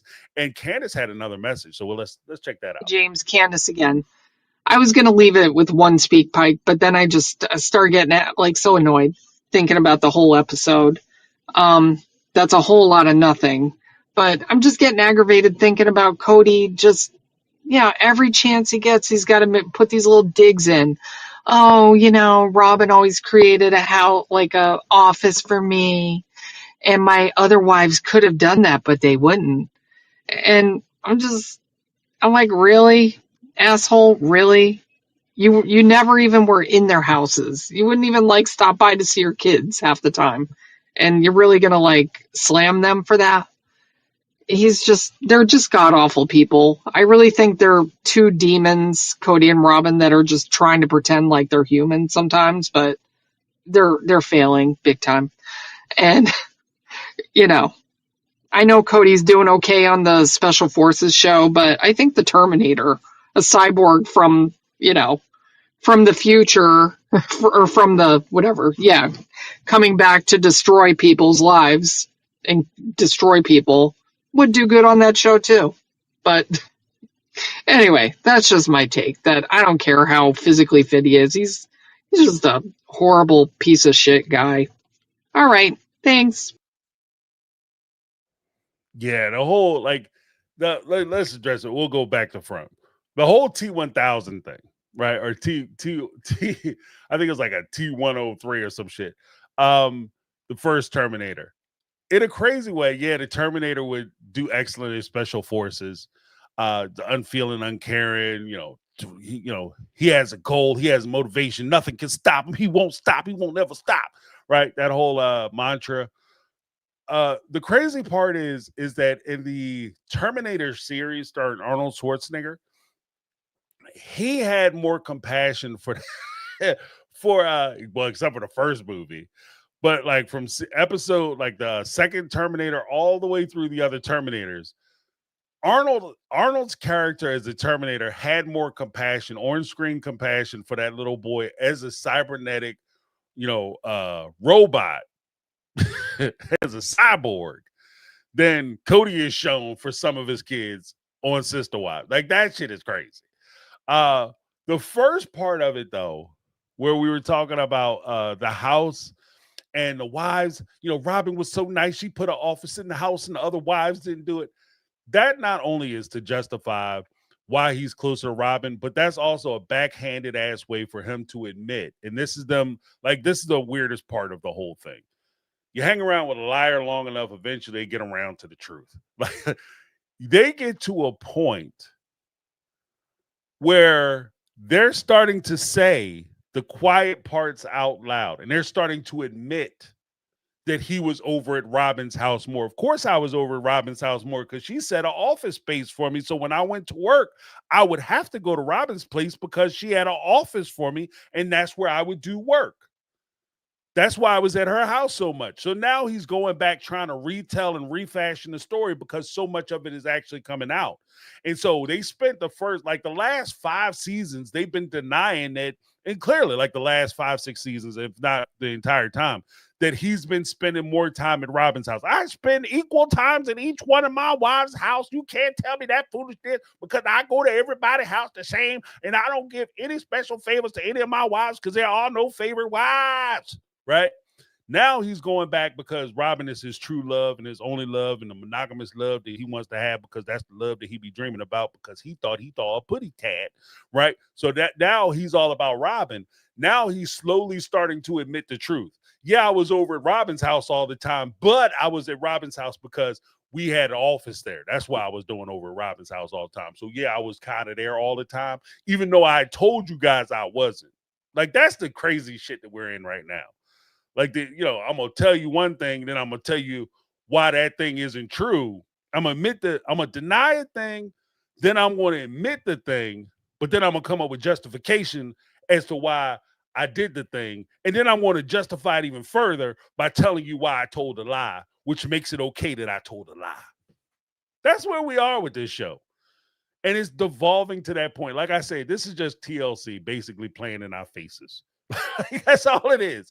This is TLC playing in our faces. And I think, to be honest with you, I wouldn't be surprised if you go to their internal communications and you find out TLC has like an ongoing pool bet on when the fans will pick up that they playing in our face. Like, I think that they just, pardon my French, but I think they fucking with us. Like, I think that's what it is.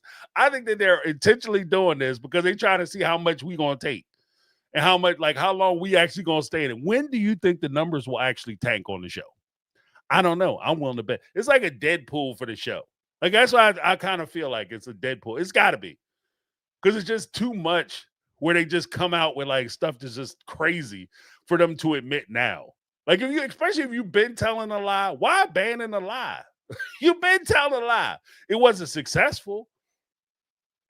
And it's not like if you come out with this story, oh, Robin put an office in my house, that's why I was always running over to Robin's house. That's going to make people go, oh, okay, that makes sense. Oh, see, you should have said that from the beginning. Christine, Mary, and Janelle was messing up because, I mean, especially Mary, she only had one child in a 4-bedroom house. She didn't create an office for you? Oh, my goodness. Oh, my goodness. I mean, it's not like Leon couldn't still have their own room when they came home. You could have had 2 offices at Mary's house. So what are we doing? You know what I mean? That's to me, that's the crazy part. Where all of a sudden it's their fault. Well, if they should have known, they should have thought about that. I know I didn't say anything. It's insanity. But yeah, let me check one thing and then we're gonna go on to the next caller. Yeah, Buggus, agree. They have all been beat a dead horse for seasons. Yeah.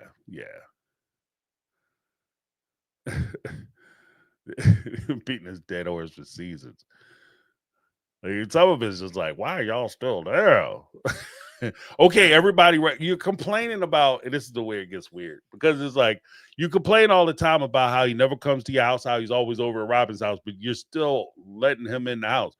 Like, if it's like that, he should pull up to your crib. Let him pull up to the crib one time with them damn locks changed.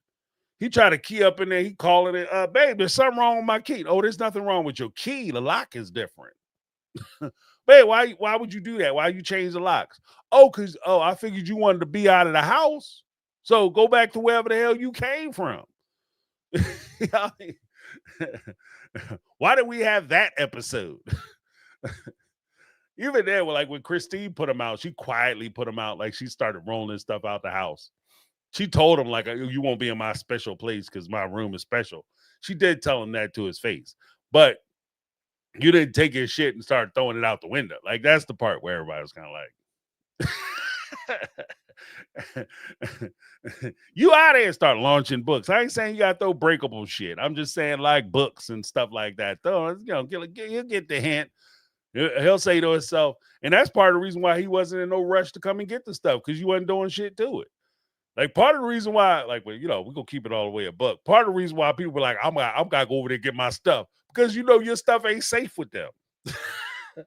Anything I like, and they know I like, I'm coming to get that shit immediately. I'm gonna make room in my car so I can take all my important special stuff, because I don't trust you. Because I don't trust that when I'm not gonna pull up to the house and there's a bonfire going on in front of the house with my favorite suit as the kindling. I don't trust that shit. So we break up. I'm taking all my favorite shit out the house first. I'm not waiting weeks and we gonna talk about it. I thought maybe she changed her mind. Nope. Nope. And that goes back to like how short Kody was about these folks. Yeah, certain people, you be like, no, hell no. Hell no. I need all my stuff. If I gotta call my buddy because he got a truck, that's what we doing. Because otherwise, I don't need to get launched out the window. But we had a super chat from Jody Pierce Scala. What's going on, Jody? How you doing? $9.99 super chat. You forgot Truly was born when they were first married. He didn't spend much time with Christine. Then Robin got pregnant. I agree with that, but he wasn't spending much time with her. So it wasn't really that he wasn't spending time with her. What I'm referring to when I say, especially when I talk about like making a home for your child, that's what I'm talking about. A judge will see and a judge will hear, because you haven't done it. It's the when you go like, I'm thinking more along the lines of like, you guys forgive me a little bit, but I'm thinking more along the lines of like the court mindset. Like when you're building your case out, the things that are important, and you're thinking like, okay, I'm gonna go to court and I'm gonna say this and this and this, and this is what's going to prove that I got a space, and I got a space for them because these are the important, tangible things that I can go and run a list on. That's your text, but there's also the subtext of what you're saying. What aren't you saying? What aren't the things that you're saying? You say you have a space for her. It's not a space for her. I don't have a space for my kids in my house. My kids are home when they're at my house. The whole space is their space because this is their home. You understand what I mean? There's a subtle difference. And of course, Kody doesn't have that. And I think that that's more along the line of what I was saying, is that Kody doesn't have that that phrase because he wasn't as close to Truly. Truly is a collectible. She's not his child. She's something that he stakes claim over because he's supposed to, and because in the event that there's he's trying to get advantage in an event that she sues him for child custody or child support, not even child custody because he don't want her, but child support. That's where the where he's staking his claim and his ownership of her. I shouldn't have to pay for her because she's mine. And that's, I think maybe that's, I don't know, if maybe that I'm talking about something different. If I'm not reading it right, just write something in the chat and let me know that what specifically you're talking about. If you're talking about something different. But that's what I was referring to. Like he's not referring to Truly, or he doesn't see Truly as a part of his household. As like he may see her as his child, like that's a child that I birthed, or a child that, you know, I put into her mama, but he doesn't see her as part of his household. And when he gets to court, that's going to be a different conversation. Because what they want to hear is my child is just as welcome in my house as anybody who's in my house, because this is their home. Especially if you're trying to get like additional custody, you're trying to get, you know, this is what I would inspire for folks if you're going for any type of custody, or you're trying to increase visitation or whatever the case may be. That's the language that you want to have, like, or at least the mindset, because it's about the child and their mindset, not how you feel about it. It's about creating a place for them. And Truly never really had a place with Kody because she belonged to Christine. That was Christine's child. That's just something that, you know, Truly in a weird way is kind of like a t-shirt, you know, a souvenir. You know, this is a souvenir from our relationship. Not necessarily saying I want to go back. You know, it's like that scary ride that you go to at the amusement park. You know, I did such and such. That doesn't mean you get on it twice. That just means you did it. Okay, I did the scariest roller coaster in the country. I did it once. Are you going to do it again? Hell no. Hell no. I don't have another change of clothes. I didn't bring extra drawers with me. So no, I'm not getting back on that roller coaster. And I think that that's part of the problem. Like, I think that's part of the language that they have. Oh, you're talking about the bonding? Like, I don't think there is a bond between him and Truly, because there was a separation between, kind of what you're saying is that there was a separation between Truly, because he doesn't see Truly. He wasn't focused on Christine. And in order for him to have a relationship with the children, because he's one of them guys, in order for him to have a relationship with the children, he doesn't have a relationship with the children. He has a relationship with the mother, and the mother facilitates his relationship with the children. But he's trying to change that with Robin's kids, where he's trying to, or at least on screen, he's trying to develop an independent relationship between him and his kids that has nothing to do with Robin. This isn't in part just because this is something he wants. This is something that Robin had pushed for. This is why Robin had insisted that he come home to tuck them in the bed at night. This is why he when he sits there and he talks to Christine, and he was telling Christine and Isabel, I got to get home because I can't be away from my family too long. I don't think that he was just saying that because it was driven from him. I think he was saying that because he recognized who he's got to go home to, what his wife is going to put up with. Look, you go some places, you know, like if you go to an office party or something, if I go to an office party and at some point in that office party, for some crazy ass reason, a woman coming across the room, she tripped on like a rug or some shit. She slipped and she put her face right on my chest, and her lipstick is like predominantly on my shirt. I'm not gonna sit there and say, "Oh wow, are you okay? You fine? Okay, wow, that was crazy, right?" But I'm looking at my shirt. I can't go home like this. My wife see this shit. I got explaining to do, son. Like it's gonna be a hard night for me, player. Like this shit is crazy. Like, yeah, my favorite shirt. Yeah, I'm upset about it, but damn, like what I'm gonna do, man? Like, and if I go home with a different shirt on, that's a whole nest of other problems. Why you changing your clothes? What's going on? You went to the office party, you have a couple drinks, now all of a sudden you got a whole change of clothes on. You went got a wardrobe change. Where you coming from? That's a whole different damn conversation. So I think part of that, like the part of the drive for him to be so close to his kids or do so much for his kids, drive them to school all the time, be there for them all the time, and that relationship that he's trying to build with them is coming more from Robin. I think Robin is driving a lot of that because she wants him to have a closer bond to his kids. Now, there could be nefarious reasons as to why you want him closer. Because if he feels closer to his kids, then it'll hurt much more when you take them away. So you can get more out of child support. I mean, there's a lot of reasons why you could do it. But I don't think there's any doubt in my mind that she's the driver for why he has the bond with his kids with her that he doesn't have with the other wives, those other kids. Because he'll talk about Robin's kids as our kids. He talks about the OG3 kids as Mary's child, as Christine's kids, as Janelle's kids. So, like, I'm on board with that. Like, I think that he didn't have a relationship with her, which is why he doesn't see his house as their house, and why, like, he's not really hurt. Like, I didn't see pain when she was talking about moving away. I saw anger that she was moving away, and I saw truly as a lever to try to keep Christine, control Christine. Like, truly was a leash. She wasn't a child. She was a leash to control her mom. You can't leave with my child, jerk the leash. You can't take my child out of state, jerk the leash. You can't take her to Utah, jerk the leash.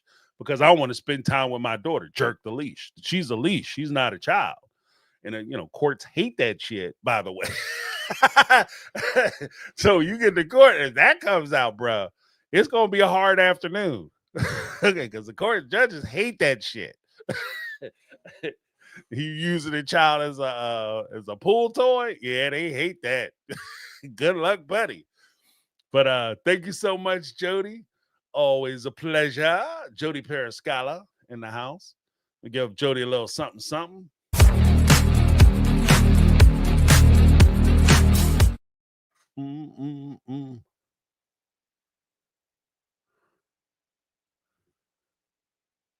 Oh man. And what's this?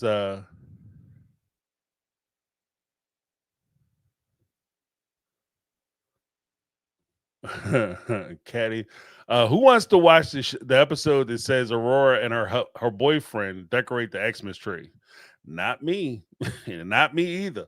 And that goes back to a little inside baseball that somebody pointed out. I forget when it happened or where it happened or who it was, but it was an excellent point that they might be messing around trying to stay on the show. Kody and Robin, they might be trying to stay on the show long enough for Aurora and Brianna to get married so TLC will pay for it.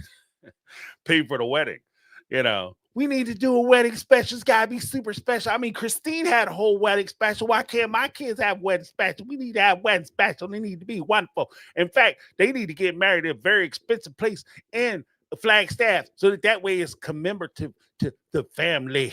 Because we think about the family, and the family could come together and celebrate this milestone in my daughter's life. Like, I can see that whole conversation unfolding. I don't know how close she is to getting married, but yeah, I definitely think that if they get married in time and this show is still on, they definitely pushing for a wedding special. Not even an episode. They're gonna try to push for a wedding special. So mark my damn words. Like, they might even fall out over it. Like, because if TLC is like, yeah, the numbers is dog shit, we not doing no special. I mean, unless you plan on having cold cuts and a charcuterie board, like you have a cold cuts platter. You know what I mean? You get, we ain't gonna give you bread. We're gonna give you crackers. You know what I'm saying? Like, we're not gonna give you a soda. They can drink some water. I did tap water. You know what I mean? That's kind of when we gonna give you, son. Like that. If it's like that, then Robin's gonna lose her shit. Good point, Caddy. But yeah, hit that speak pipe. Thank you, Lizzie B. On to the next caller. Let's go to the next caller, shall we? Uh-oh. Fan favorite Linda. Hey, James. I'm joining this live late. So here's the thing. I just realized something. You were on point and you weren't on point. Kody is not going to the manosphere. Cody's been the manosphere. I just realized our perspective on all of them is wrong because our community here has morals and values and we know what's right and we know what's wrong. And these motherfuckers don't give a rat's ass. I had to go back to Notes for Self 444 and listen to learn about it because we're talking about a group of people that have values that are opposite to what we all have here on My Take on Reality. They are used to men like Kody, like that, and they're just men. They're sperm donors. They're not fathers. They don't care. We thought it was wild that he didn't want to go take care of Christine's kids when she was working 2 weeks postpartum. We thought it was crazy that he didn't stay with her until she healed. That's who they are. And I think that's something we need to realize. And I don't know, maybe as a community, pressure TLC to get this piece of crap show off the air because all it is promoting misogyny, sex trafficking, slave trafficking, and child abuse. We don't need to be a part of that. These motherfuckers need to be gone. All right. Well, that was the first message from Linda. Linda came in hot. She have a few. But that was the first message from Linda. And to address the point, like when it comes to the manosphere, what I'm specifically talking about is his inclusion of the manosphere via online. Not necessarily his attitude or how he conducted himself. Because the attitudes, like even the online stuff, let's be very real. The manosphere itself is not new to society.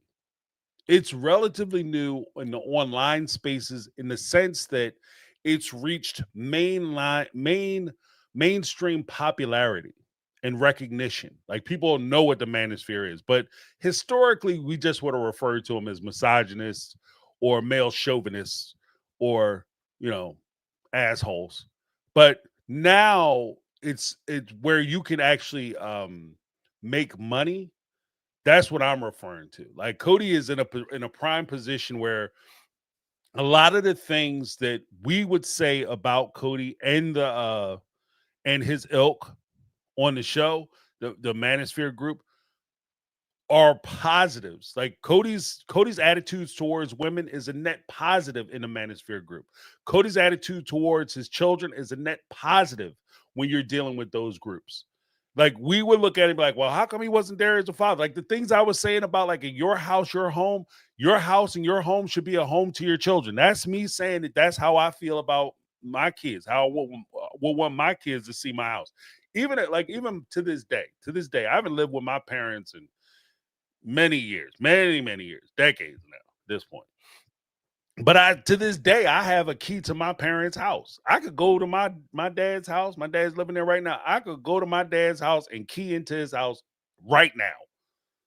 And part of that is that even before my mom passed, she would constantly say, "This is your home. This is your home. I always want you to feel like this is your home." Even though I haven't lived there in years, I used to go over to the house out of respect for the household because I wasn't living there. I would ring the doorbell. My mom would always get on me about, why are you here ringing the doorbell? Why don't you just key into the damn house? That's why I gave you a key. You got a key. Why don't you just key into the house? Every time they change their locks, they give me a copy of the key, me and my brother, because they want us to feel like we're home. If something happens in my house, I can go home. Today, if something happens this after tonight, I get over here and be like, Jay, what the hell you alive for to get crazy in my house? I could go back to my parents' house today because they want me to feel like that's my home. I always have a place in their home. And that type of attitude does not play in the manosphere. these are your kids, your responsibility because you're a woman and this is your job as a woman. This is why you were put on God's green earth by the Lord so that you could be a caretaker of the kids.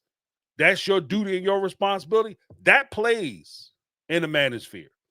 Kody's saying these Christine, Mary, and Janelle's kids, that plays in the manosphere. In most common, decent society, that's dog shit, logic, but it plays well in the manosphere. And when I say that he can get entrance into the manosphere, I'm talking about the monetary end of the manosphere. Right now, Kody's not getting paid to be an asshole. He's not a professional asshole. He's an amateur asshole. Right.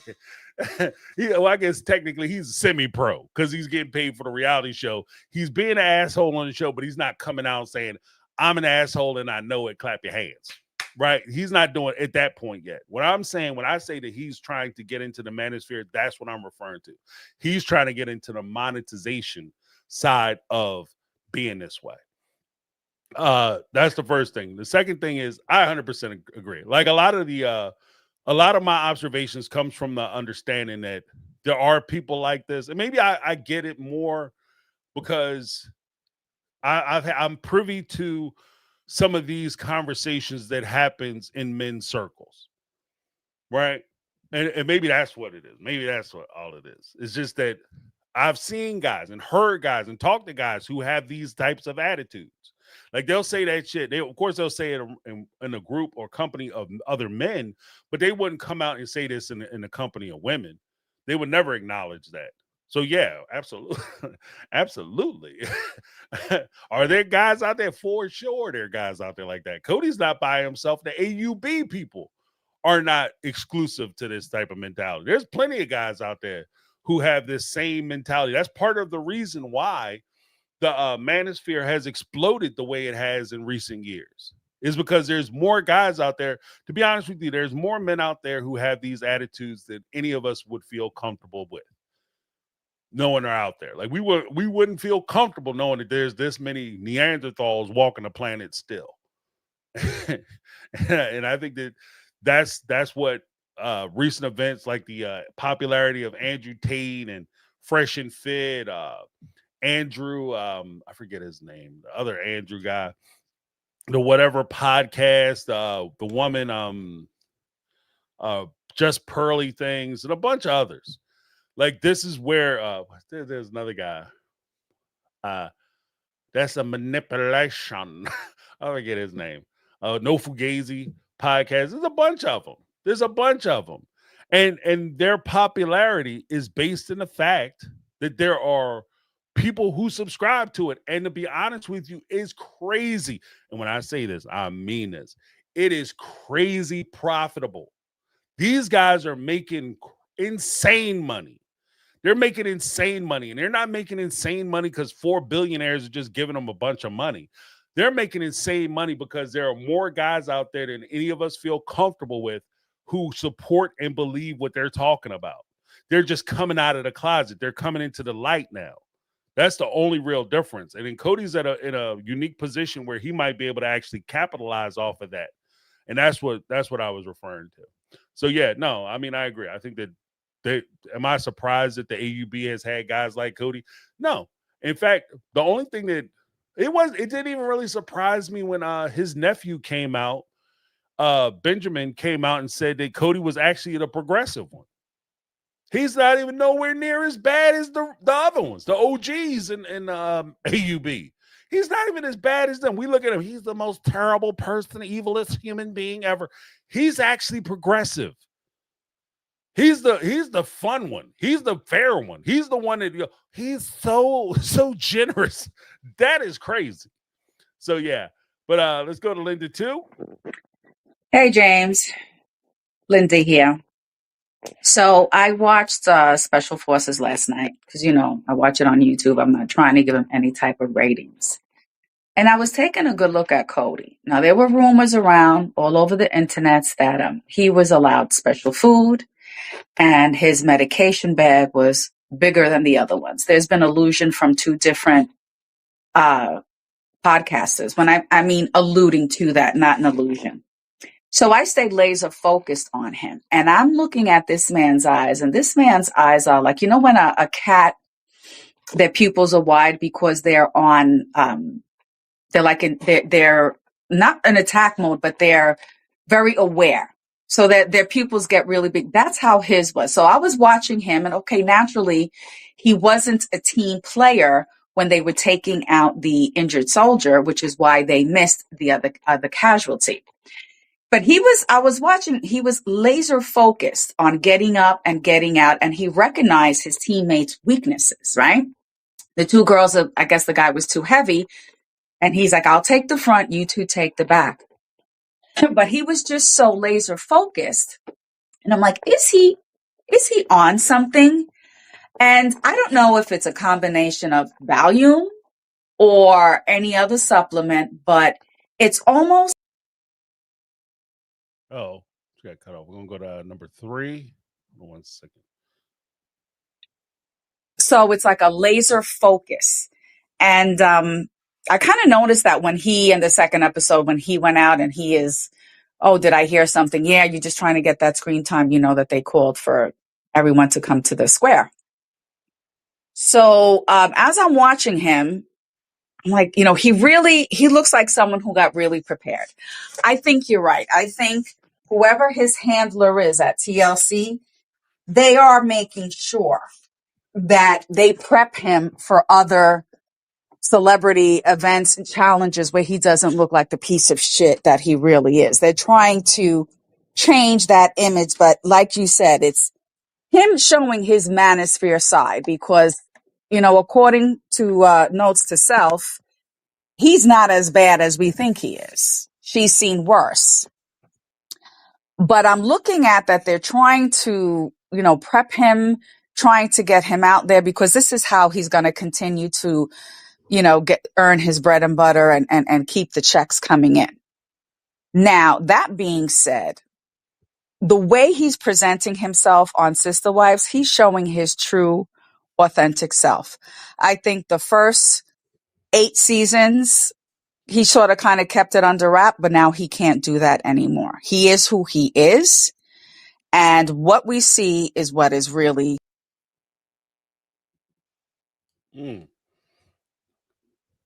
Just clicked off for some reason.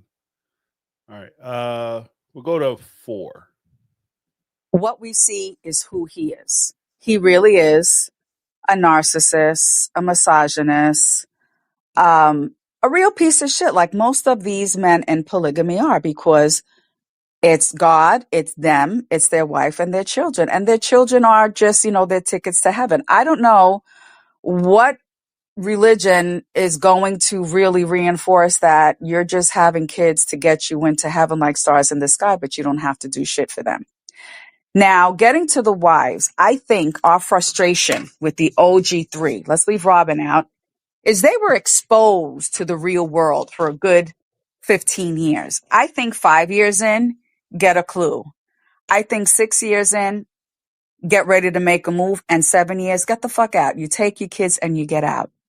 Because you would have to be blind to not realize that you would have other opportunities to make a living if you wanted to continue to be in front of the lens, which I don't think would have been a good idea for these kids. But you could have really gotten deals to do other things, commercials or, Hawk products. You had the opportunity and you didn't do it. And I'm tired. I'm tired of feeling, oh, they're not healed. They just got out of a cult. Fuck that. You got out of a cult once you were exposed to the real world while you were on TV. Fair play. Yeah, let's dissect a little bit, then we're gonna jump right back in. First, I would say that when it comes to TLC, I do think TLC is trying to cash in. I think everybody in this situation is trying to get some money. And I think that even goes to the OG3 and their involvement. Like, I think that it goes beyond, because it's easy to look at it and say that we got to recognize that these people were part of a cult and a situation and and this is how they grew up.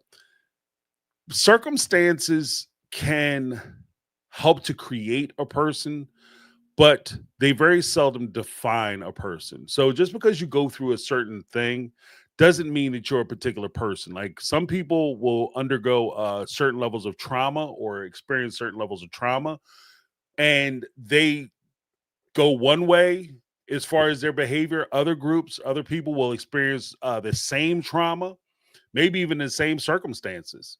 Like you'll have brothers and sisters who experience the same issues in the same place at the same time by the same people, and they go a totally different way because of the way they respond to it. Now, does that make the trauma less? No. Does it make the impact of the circumstances or experiences less? No. But I don't think we can define easily just say blanket, carte blanche, because you grow up in a certain situation, you're a certain way. I don't think that that's fair.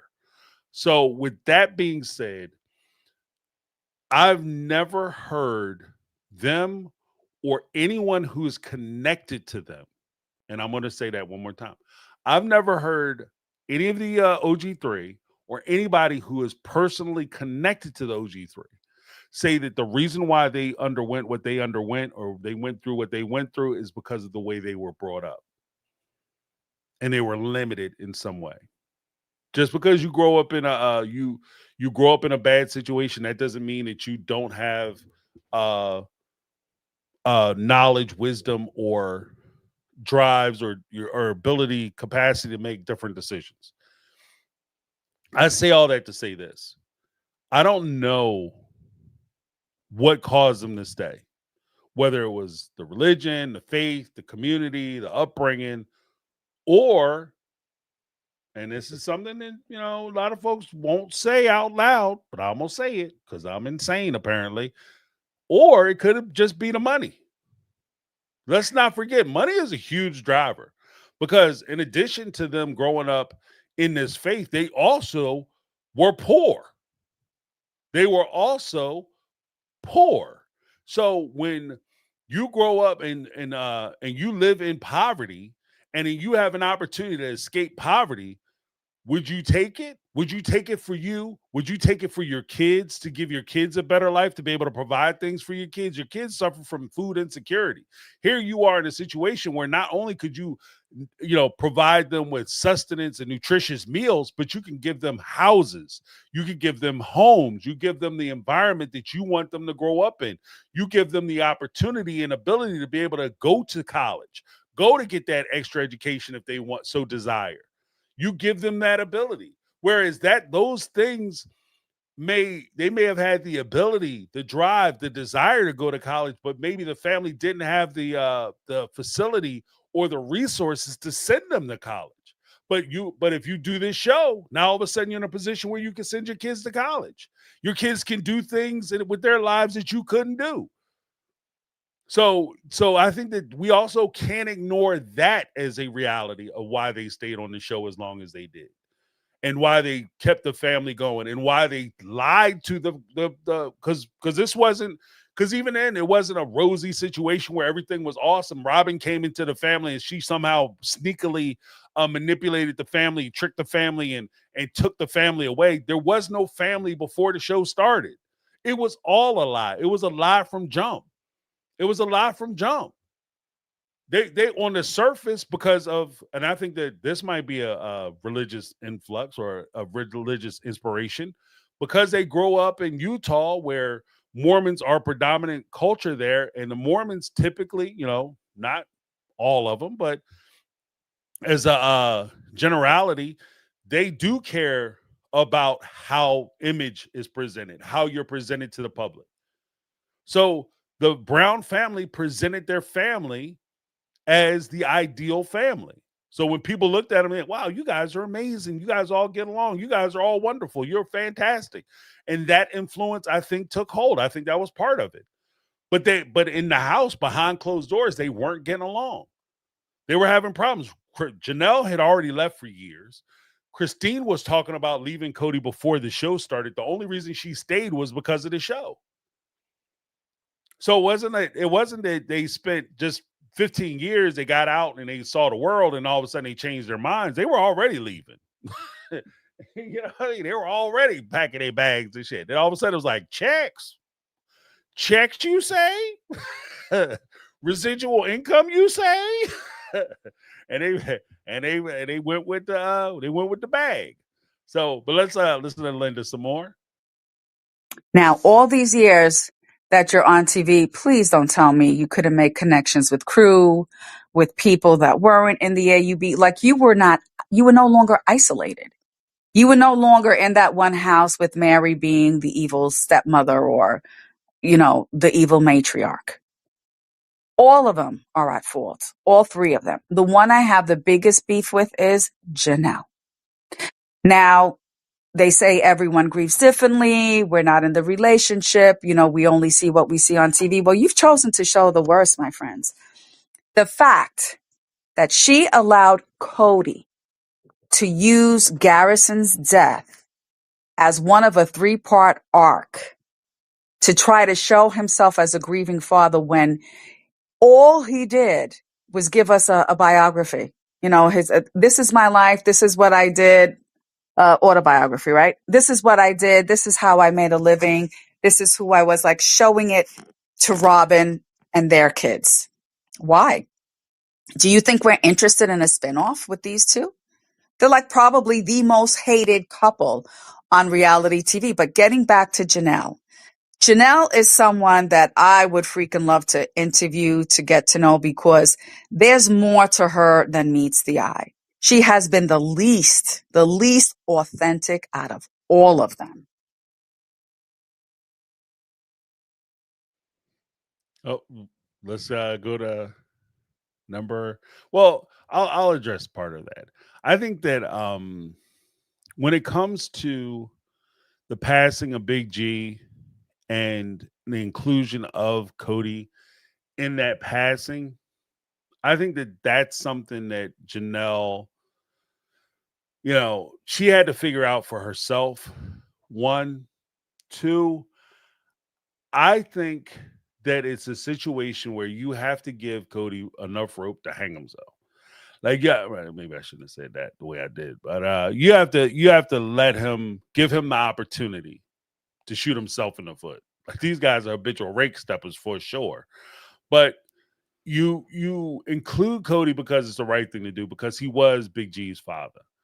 You also, it's not just a matter of, when it comes to a passing like that, it's not just Big G that Janelle and technically Kody should be taken into account. It's also his brothers and sisters and the people who are affected by his loss.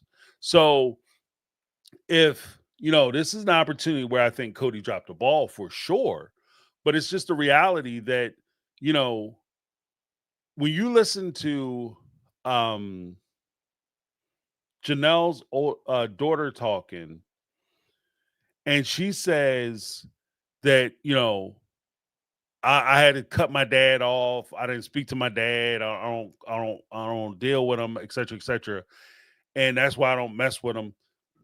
And I cut him off. The truth of the matter is, Madison, the truth of the matter is that in that instance where she lost her brother, she needed her father. Now, it's easy for us to say, bump Kody. Kody had no place there. But for his kids who lost their sibling, they need their father too. They don't, it's not just, and this is where kind of, I think this is the real life application of, it's not just on the moms to take care of, these kids in life. And then if something happens to them, take care of them in death.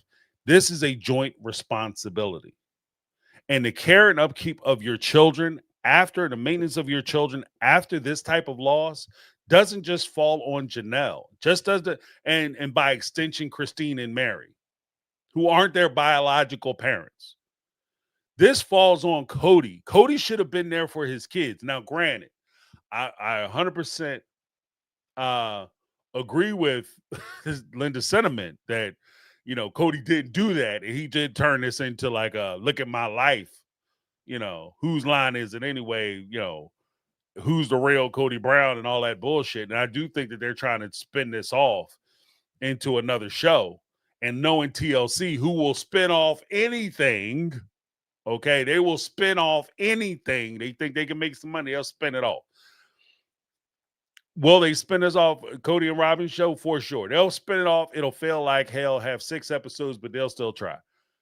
But when push comes down to shove, that's Cody's failure. That's Robin's failure. As people, as parents. That's their failure. That's on them. I don't think Janelle can necessarily take that because you give somebody an opportunity to do the right thing because they choose not to do the right thing. I don't think she should necessarily take all the brunt of them making that kind of mistake. And like I said, this was a great opportunity, missed opportunity, but it was a great opportunity for Kody to reconnect with his kids simply by being there for them during this time. But let's let Linda keep cooking. She has been the least authentic. Mary has exposed herself. Christine has laid everything out there almost to the point where we're like, bitch, shut up and go someplace else. Go be a newlywed. Everyone is angry at Mary, but I think she was probably the most authentic out of all of them. And I remember I kind of resonated with her, but I could see where she's coming from. Just as a sidebar, put yourself in her place. She's marrying this great new guy that came in, someone totally different. Mel called it fresh meat, such a horrible moniker. But yeah, this new guy, and he came in with these ideas and this energy and this, that, and he bamboozled the fuck out of everybody. So it's this new guy. She could, she's in this life, but for whatever reason, she just developed like frozen uterus syndrome. And then there's Janelle. Janelle was her sister-in-law. Janelle knew that Mary was excited about this guy. Come meet my boyfriend. How the hell you have a testimony that you belong in that family and you're a convert? She converted to this for Kody because before that she wasn't in polygamy. She knew about it. She was around it. Janelle, I would just love to shoot some truth serum in her and question this girl because there's more to her than meets the eye. And then she let Kody take her son's death and turn it into a fucking 3-ring circus. Because that's what it was. She has been the lead. Okay. As far as Mary, well, let's let Linda keep cooking. Yeah, if you go and you look back, it was a 3-ring circus. Why would you even let him dig the hole? And then he gives that lie. He had a dream. You didn't have a dream with anybody, you piece of shit. You could care less. And the fact that, he empowers Robin on everything, like those two together, those are the toxic twins. They just feed off each other. They make plans with each other. They think one is getting over on the other. No, they're not. They're toxic twins. Robin is preparing her exit plan. Kody knows that she's preparing the exit plan, but he tries to assuage her by having these meetings with the AUB because he did try to, again, get them to accept that he could lead his own division in Flagstaff. That's why he wanted Coyote Pass. That's why he didn't let go of it. And that's why she did it. She was the last one to sign 6 months after everybody else did. But, what we're watching here are some really malicious, destructive people. And I will tell you from the bottom of my heart, if, like they investigated these other reality stars, if the FBI did, if they would have put Cody's DNA in CODIS, they would get a hit. I had to stop it there because Linda says something that'll get me knocked off. But I think that when it comes down to it, because she's talking about like the culpability of potential crimes that Kody may be involved with, I don't have any evidence to that fact. Would I be surprised if I found out he was involved with something? Probably not. Just because I guess I'm a little cynical sometimes. But with regard to Mary, like, and the whole idea of like she married this wonderful guy, and she was surprised that he married her sister-in-law. It's surprising to us. Like, and I think that that's one of the things that like kind of Linda had said earlier that we have to take into account. Like sometimes we take into account that they grew up in these communities, and we're willing to say that they act or respond differently because they grew up in these communities, but we don't recognize all of it. Like in their community, it's not uncommon that, you have a guy like the one guy, not the Duggars, the bald head dude that was showing up to the sister wives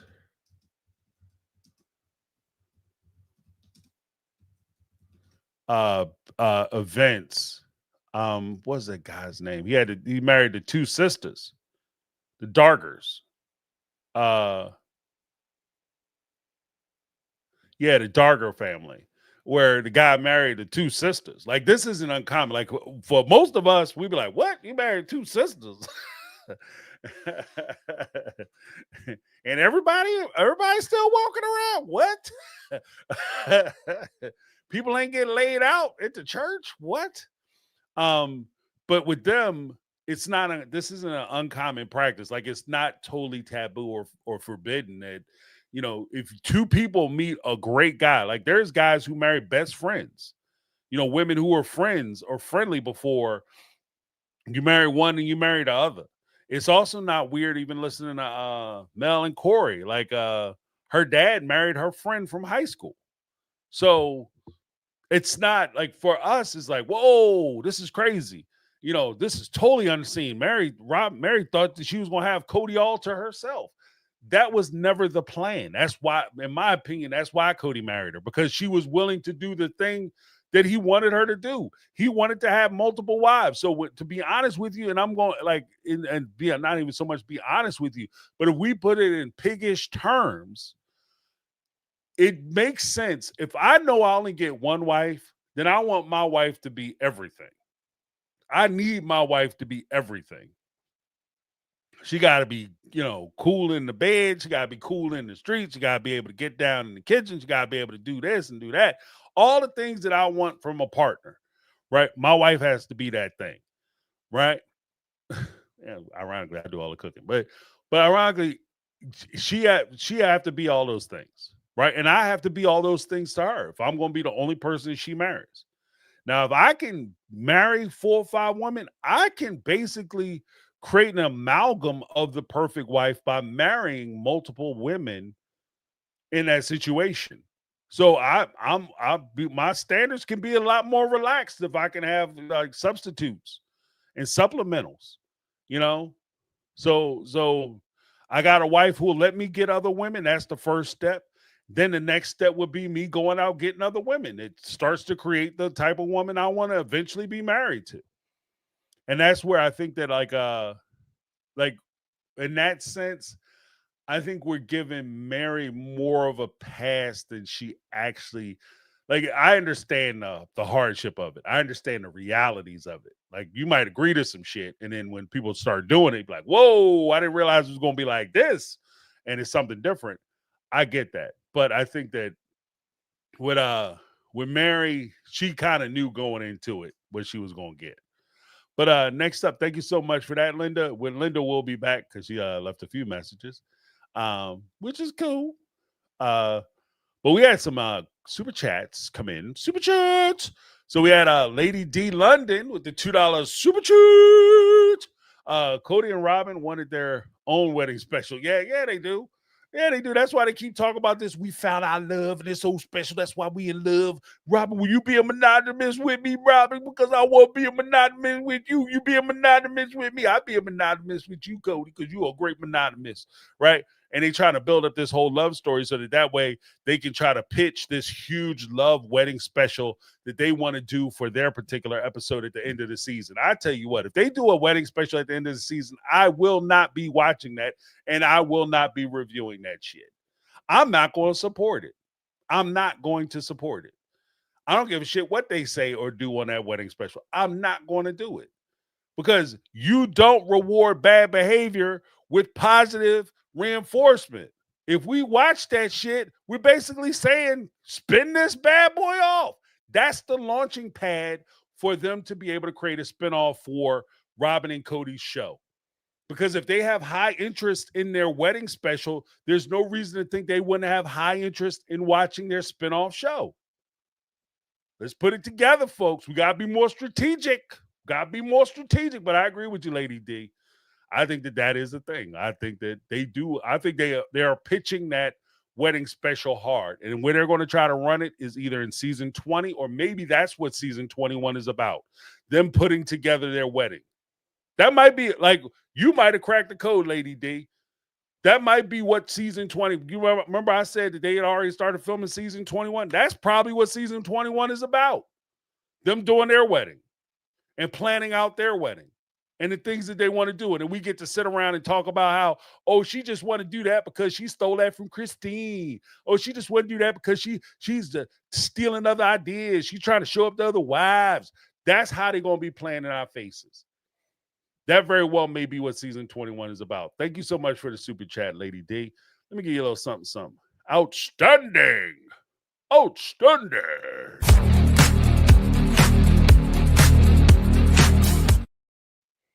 Then Lady D came in with another super chat. Lady D London with a $5 super chat. Kody wants the villain edit. He said so himself. It's red pill. Yeah, because at the end of the day, the villain edit does two things. One, it boosts your popularity on the show because there is no show without the villain. The villain gets all the screen time. Because if you think about it, if the villain isn't on your screen, they're talking about the villain when they're not on the screen. So they spend 100% of the episode either talking to or talking about the villain of the show. So technically, the villain is the star of the show. Low key.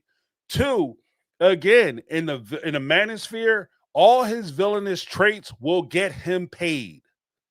And if he's looking beyond the sister wives and beyond the control of TLC and a production company and wants to take his fortune into his own hands, the manosphere would be a way for him to go. The red pill community would be an answer for him.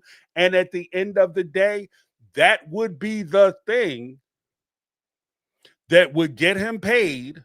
And every negative aspect or everything that we look at and say, this is why Kody is an asshole, is a bonus plus for his participation in the manosphere.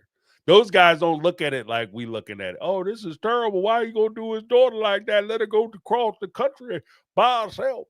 You know, these guys, look, he trying to make money for his family. He told them straight up. He looked these women in the face, and there's a term that they use. He humbled these modern women, these independent women. He humbled their ass and told them to go ahead and kick rocks, and you need to be out.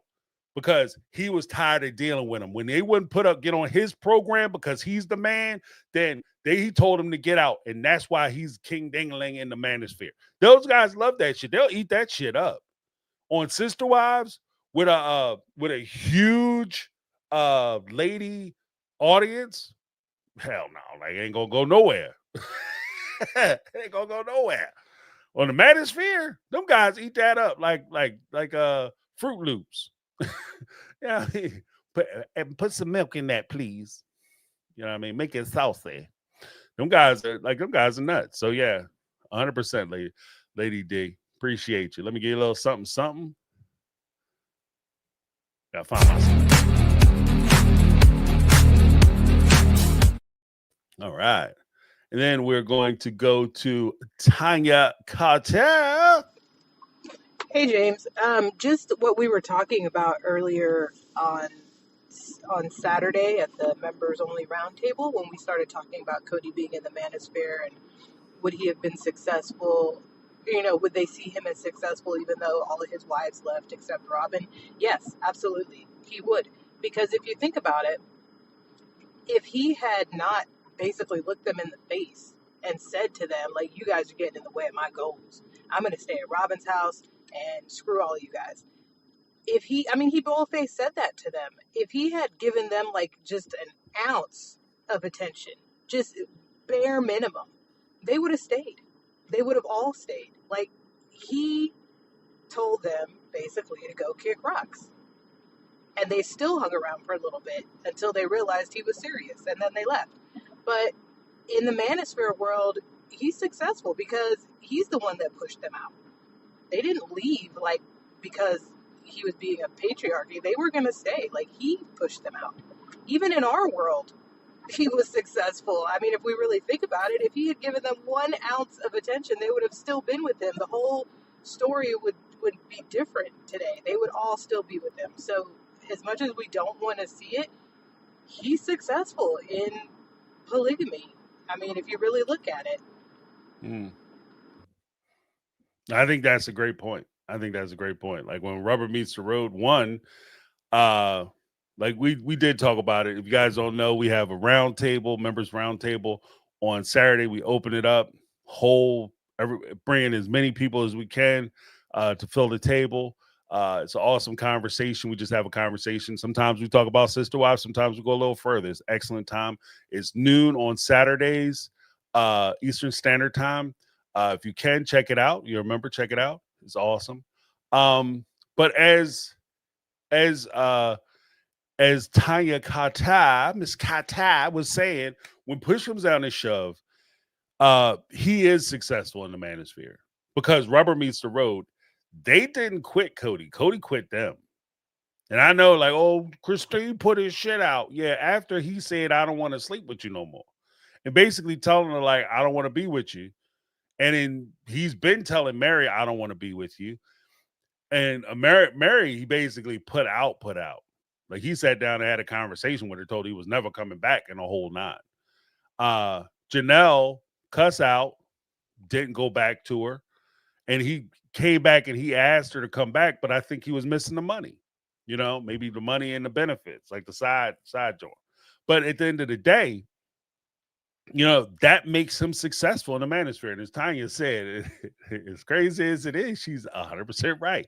That would also make him successful if he was married to any one of them individually in the mainstream relationships, where it's more traditional, you know, one person, 1-to-1.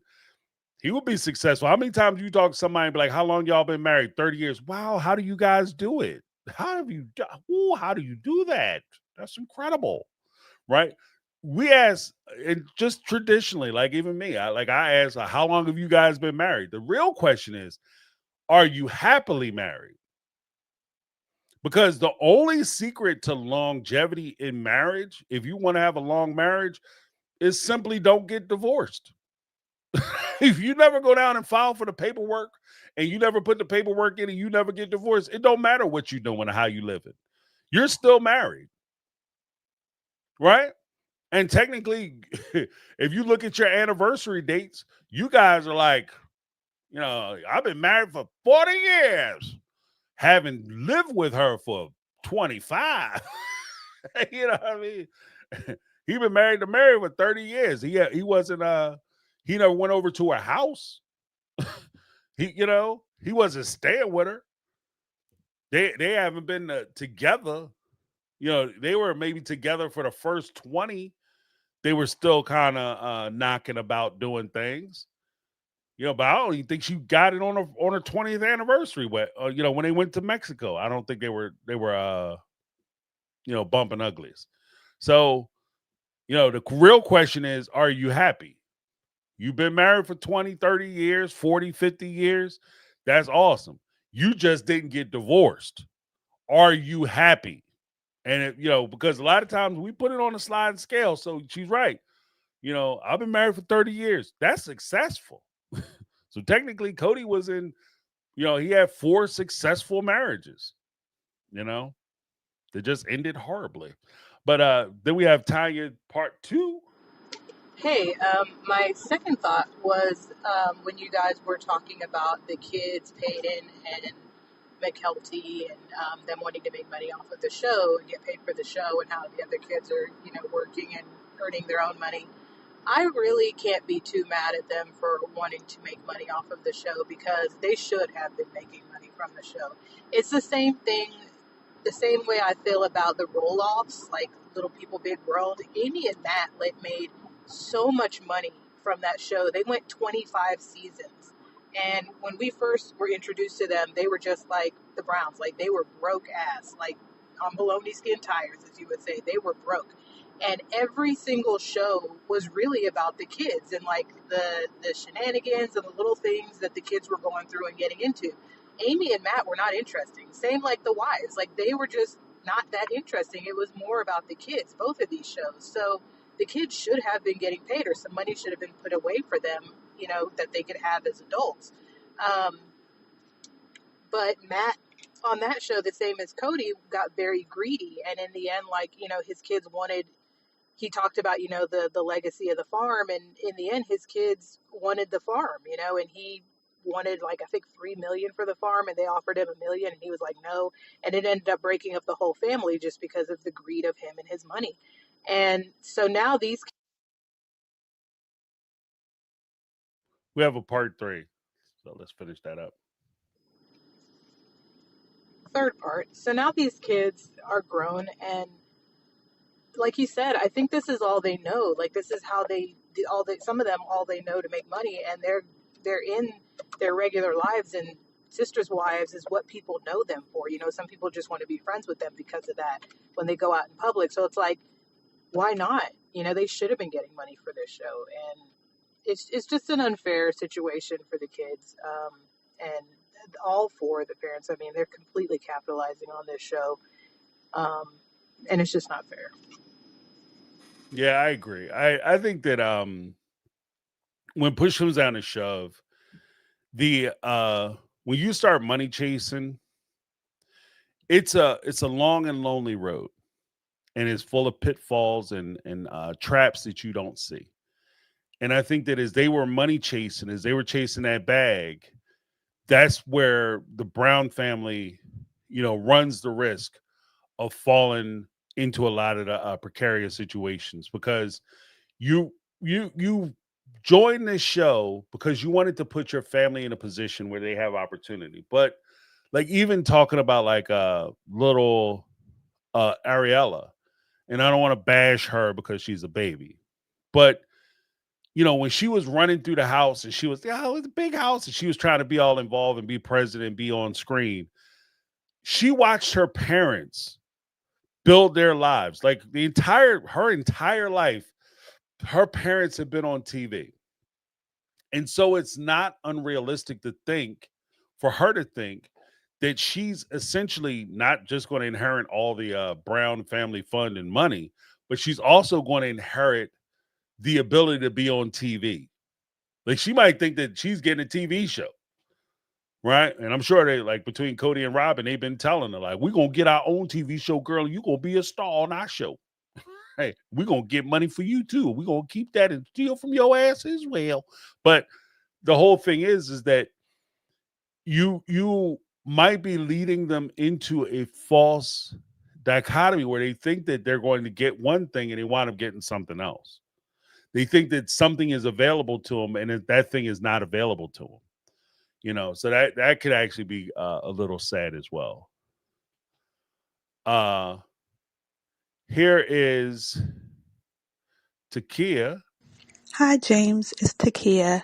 I have a question. I was wondering if you heard about Madison's Instagram post where she said, "Ask me anything," and two of the questions were, one was about Mary and one was about Robin.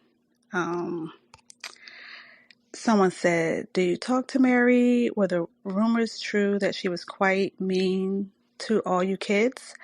And then Madison said, "Mary was hard. As an adult, I look back and see that I think a lot of who she is due to her own hurt, which I do believe Kody did contribute to. I believe Mary is on her own healing journey. She was extremely harsh. She will never be allowed in my children's life, though I forgive her now. A lot of people want to say, oh, she was just strict and chaos. And to that, I want to respond, you were not there. You have absolutely no idea what you're talking about. Though I believe Mary has her own hurt, I forgive her and move on. She still will never be allowed a relationship with my children," which is very similar to what McKelty said as far as like her children. So maybe that's why Mary is not claiming grandbabies, just her granddogs. And someone asked her this question, has Robin really tried to make any attempts at reaching out to you? And she said, "Robin is a liar, exclamation point, the end. If her mouth is moving, she is manipulating in such a calculated way that you will not know up from down. Truly, she is a liar to an extent I have yet to see replicated. Just my own opinion, take it or leave it." So, what's your opinion on that? Holy shit. No. In the first instance, here's the thing. Like, I think that we in such a desire to be fair and understanding, uh it's one thing when it was we gave Mary a lot of grace. Let me complete the thought. We gave Mary a lot of grace in our hope of being understanding and fair to her. Possibilities, things that could have happened. Here's the thing. That was when the behaviors of Mary and the treatment of the children was alluded to. Like, there were implications that there was a rough upbringing and she was a little hard and she might have been mishandling or mistreating the children. That was never, none of the kids ever came out and said, yeah, she was mistreating us. And the story that Christine told wasn't necessarily a story of mistreatment, just merely could be a misunderstanding, or it could just be, I don't want my kids out begging, which is not uncommon. People get proud. I don't want, no matter what's going on, I don't want you guys going to the store knowing that you don't have the money to be in the store, and you go into the store anyway. I tell my kids that. Like, if your friends or somebody asks you to go somewhere and you don't have money to go, then you tell them you can't go. You can't afford to go. Whatever the case may be. You didn't come and talk to me about getting some money before this activity was proposed. You don't go with empty pockets to a meal where somebody else is paying and you expect somebody else to either, oh man, I see you sitting there not eating nothing, I got you. Or you order stuff and expect your friends to pick it up. Like, that's not a thing. That's not appropriate. Like, in my position, it's not appropriate. It's not something you do. So I think that if you look at it from that respect, the story that Christine told about them going to the store, not having the money to purchase the things from the store, and then relying on the people in the store to give them money, it begs the question, like, if you went to the store to get some things and you didn't have the money, and you didn't have the money, why did you walk up to the counter? And what happens if you don't have the money? I don't ever want you to be in a situation where you go to get something, you don't have it to get it, and you went all the way to go get it because you want it, and then the person behind the counter doesn't offer you the money. So what happens next? Do you walk out the store with the item? You know what I mean? And that's where a lot of that will come from. So that would be one thing. But now with Madison taking a position that she's saying that there were some things going on, and saying that Mary was dealing with hurt and pain, and that's why she treated us the way she did. But to be very clear, she won't ever experience with my kids, have any contact with my kids moving forward because of how she was, because I don't trust her. That's different. And I'm not going to sit there, oh, these kids are spoiled, so I'm going to discredit their positions, their opinions, and the things that their side of the story because I want to believe adults. That's not appropriate either. Like, I don't think that's fair either. Like, if we have to deal with these situations, circumstances, accusations, and everything from a place of fairness and equity, and we can't just discard people because they don't tell us what we want to hear, or because we like a person, so therefore I'm going to cover for them. I'm not covering for anybody who's abusing children. Just not doing it. And with regard to Robin, the thing with Robin, she's entitled to an opinion, one, but it also, like, this whole thing with X tells me something very important. And I mentioned this on, I think it was Sunday or maybe it was Saturday, but either way, this tells me something very important about Sister Wives. When we talk about the Sister Wives show, the fact that Maddie is revealing more on X than she is on the show is either TLC is having a major fumble with the bag, or they're not letting the kids say what they want to say on the show because the show is so heavily scripted and is such bullshit. That's what that do. I think it's A, or do I think it's B? I think it's more B. I think that they're still covering for Kody. I think they're protecting their asset, their investment. I don't think that they're giving these kids carte blanche to be able to come onto the platform and say how they feel. Instead, they're curating their opinions and shaping what they can say and how they're going to present themselves, as well as their positions with other cast members on this show, and they're only going to allow them to go so far. And I don't think that shit is fair. If you're going to have them on the show, have them on the show and let them speak their minds. The other cast members have to deal with it. You know what that's called? That's called reality fucking television. That's what it is. It's people being real on camera. What is it? What is that show called? Not the Real Life. I think it was the Real Life. It was like the MTV show. The first, the granddaddy of them all, reality shows of them all. Where they say, you know, we put the cameras in, sooner or later people forget the cameras, they start being real, right? That's what you want. You want to have that real interaction, that visceral interaction, the real world. Thank you very much, Wendy. The real world. My memory is going like shit, boy. But the real world. You want people to have those genuine interactions. That's what makes the show. That's what made Sister Wives, even though a lot of it was fraudulent, they created real situations. A real situation is, if I'm not speaking to my dad, why aren't you speaking to him? If you having disagreements with Robin, you're not just disagreeing with Robin because Kody, the bullshit story that they're trying to pass off to us, that they so in love and they so much in love and the world hates love. That's why they can't deal with us, because they don't like love. No, they don't deal with Robin because, like she said, every time she open a fucking mouth, the damn lie fall out. That's why I don't deal with her. If that's her perspective, whether true or not, if that's Madison's perspective, that's her truth. Let her voice her truth, and then let Robin and Kody counteract that truth. But you don't hide Madison's truth because you're trying to protect Kody and Robin. That's not real. And you come up with a crazy ass story about them not liking them because they in love. Madison has a damn husband. How she hate love if she got a husband at home and she seems happy? What are you talking about? Craziness. But next up, we got Alexandra.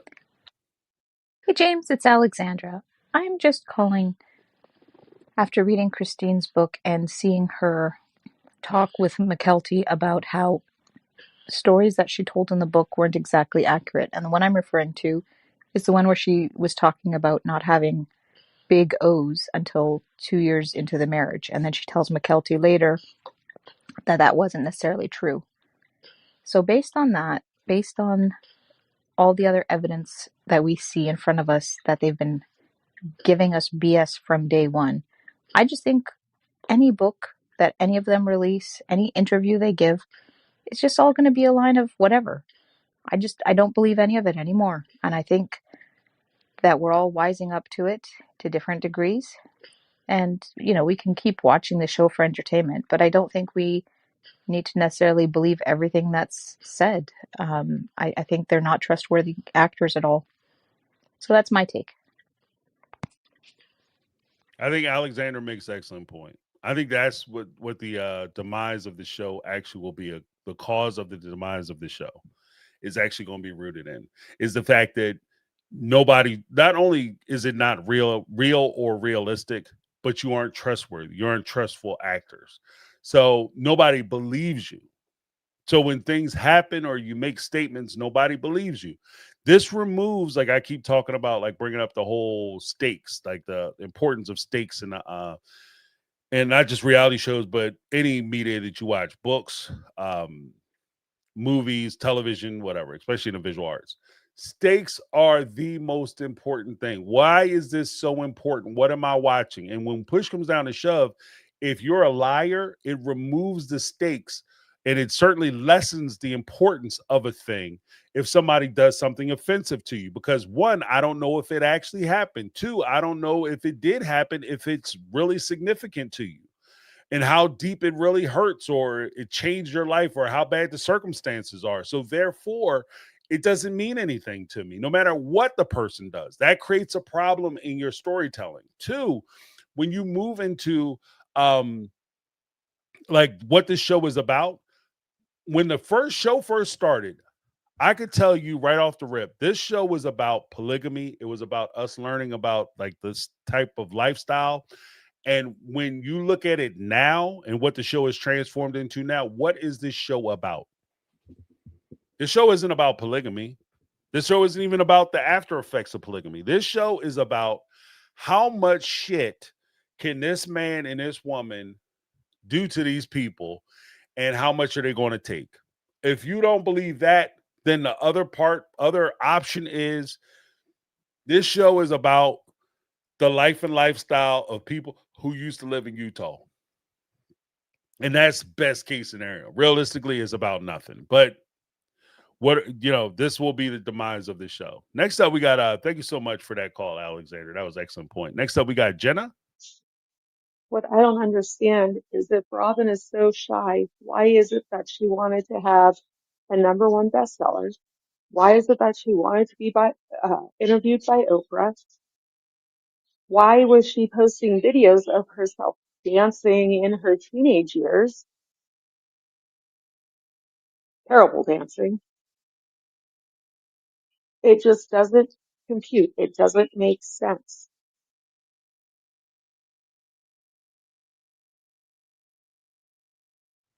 Well, here's the thing, and I agree with that. I think I get your point, and we'll push them down to shove. I think that she's not shy. I think two things are happening. One, she's trying to refashion herself because she's received such negative outpouring from the fans and their observations of the show that she's trying to put herself in a position where I'm an innocent person. I don't know why people are upset. Right. So so she's trying to, I'm just shy. I don't want to get on camera and say nothing. So being shy and all that is an excuse as to why she doesn't do interviews, why she's not outgoing, why she's not first in the forefront of the show. The other part of it, and I think this is her way of trying to gain sympathy because you think people care about you. Like that's the only way this really works. If people actually care about you. The other part of it is that if you look at it from the bigger landscape of the community that she's trying to be a part of, this is the clarion call of somebody who is about to be single. Like, because the people that she is like trying to vest in are not mainstream people. She's trying to get back into the AUB. She still has ties into the AUB. So she's trying to tap into those type of men. The men like Kody. The men who like shy, quiet wives who won't give them any trouble, any guff, and won't do no back talking. So you want to be the shy, quiet wife. You don't want to be the outspoken, independent, modern woman because these are cuss words in the AUB as well as in the manosphere. But if you just centralize it to the AUB and she's trying to get back into the AUB, and if she wants to go back into the dating pool of the AUB, that hopefully get with somebody who is predominant in that culture, in that group, in that religion, then she has to be the quiet, shy wife. She can't, the quiet, shy, pretty wife. She can't be the outspoken wife. She can't be the money grubbing ass wife. She can't be the selfish ass wife. She can't be the wife who comes in and starts telling who's what, and start making orders and demands on the husband and the family. She has to be the quiet, shy, innocent wife. And I think that that's also part of the game plan. Like if she divorces Kody, like this show goes to shit and Kody starts losing money, she wants to go back, be reintegrated back into the AUB, where she's technically a star and she has some popularity, and maybe they see her perspective and are siding with her. Like the guys are siding with me. You're amazing, Robin. You're incredible. You're doing it just what you should be doing. And the same way we look at it as mainstream people and say, boo, boo, Kody, maybe and AUB men are saying, wow, he's way too generous. We criticize Robin, but some of these AUB men may be looking at her and saying she's a dreamboat. And so if she's trying to advertise herself to them, she has to put out the fact that she's the notion that she's a quiet, shy, innocent wife. And I think that's kind of where that comes from. But thank you for that call. We have a super chat from Unlimited Lipstick, Janet with the $6.99 super chat. It's creepy to rewatch old seasons with the dumb, happy music. Kody faking affection for Mary and Christine, knowing how bad the relationships were behind the scenes. Yeah, it is creepy. It is creepy. It's weird. It's creepy.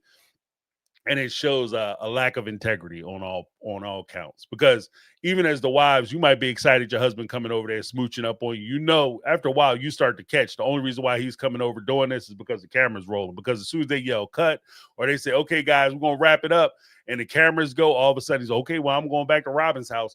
You know what it is. But I think at the end of the day, when push comes down to shove, if we're going to be fair about the whole thing, it was all about the money. It's all about the money. And I know some of y'all sitting there saying, Come on now, dog. Come on, man. yeah, but it's about the money. Like they were willing to do it. Everybody was willing to tolerate the foolishness and go along with it because, you know, they were getting paid. They were getting paid. And so they grinned and bear it. They took it. You know, as bad as that was. But thank you so much for that. Next up we have Jenna. Oh, wait, Jenna. We already did Jenna. Talking about the shy, pretty wife. We have 3 more and then we're done, guys. You have made it to the summit. We have Linda closing us out with her 3. And little Miss Robin, Robin is his accomplice. You know, they're trying to feed us this narrative, but they both have the same plan. They're both evil as shit. When I say she's his accomplice, I think she knows a lot more about Kody than even Kody knows. I think she knows about criminal things he's done in his past.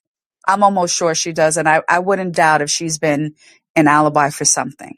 I mean, just looking at his eyes, just seeing it and my gut reaction. You know, when you work in areas where you're around, for lack of a better phrase, evil people, these two just set my alarms off. And now I realize why I have this interest in them being investigated, because sooner or later, something is going to come out and y'all are going to say, Linda wasn't crazy. You know, I really feel that like we're just watching this Bonnie and Clyde and no one realizes it's Bonnie and Clyde. We think that he's the big bad wolf and she's the smart sheep.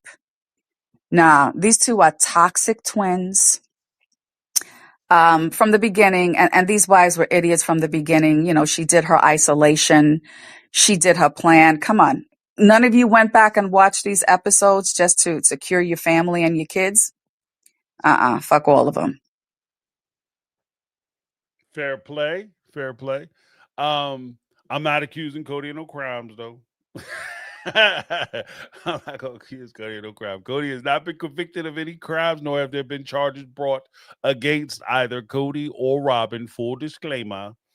But again, I would just say that, like, when push them down the shelf, there's not much to surprise me under the sun. So I'm not clutching pearls. I can't believe it. I didn't see that coming.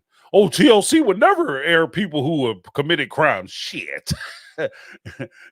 It actually is more damning the fact that they are on TLC, have been on TLC for so long that you know what I mean, they might have did some stuff and got away with it or not prosecuted or stuff, because TLC has had people who are actively being prosecuted on their airwaves. So you know, let me get to Megatron. She had a super chat.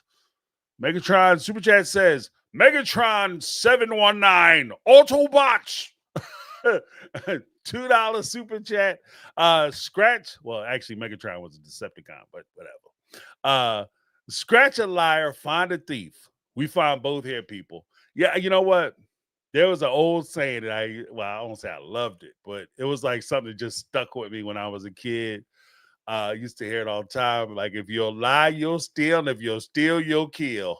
Like, you know what I mean? Like, so even kind of tagging it with what Linda was saying, like, we'll push them down the shove. Like, these crimes are like people who suffer from issues and struggles with moral turpitude. Like crimes of like morality, or they, you know, you got to watch them with both eyes, because if they'll lie to you, they'll steal from you. You know what I mean? And so, and we've seen, like as Megatron said, we've seen that, especially if all you got to do is look at the Kody Pass Chronicles, and you will see them lying and stealing and trying to cheat and connive in the whole nine. Like them throwing the family in every time, you know, they try to, you know, hornswoggle some money away. You know, hornswoggle. There you go. They try to, skip scallywag some money. Then all of a sudden, the family. We got to think of the children. What about the kids? You know, as they're stealing the money, the kids never see any money. The kids sitting around eating peanut butter and jelly sandwiches. So no. But let me give Megatron a little something. Thank you so much, Megatron. Great point.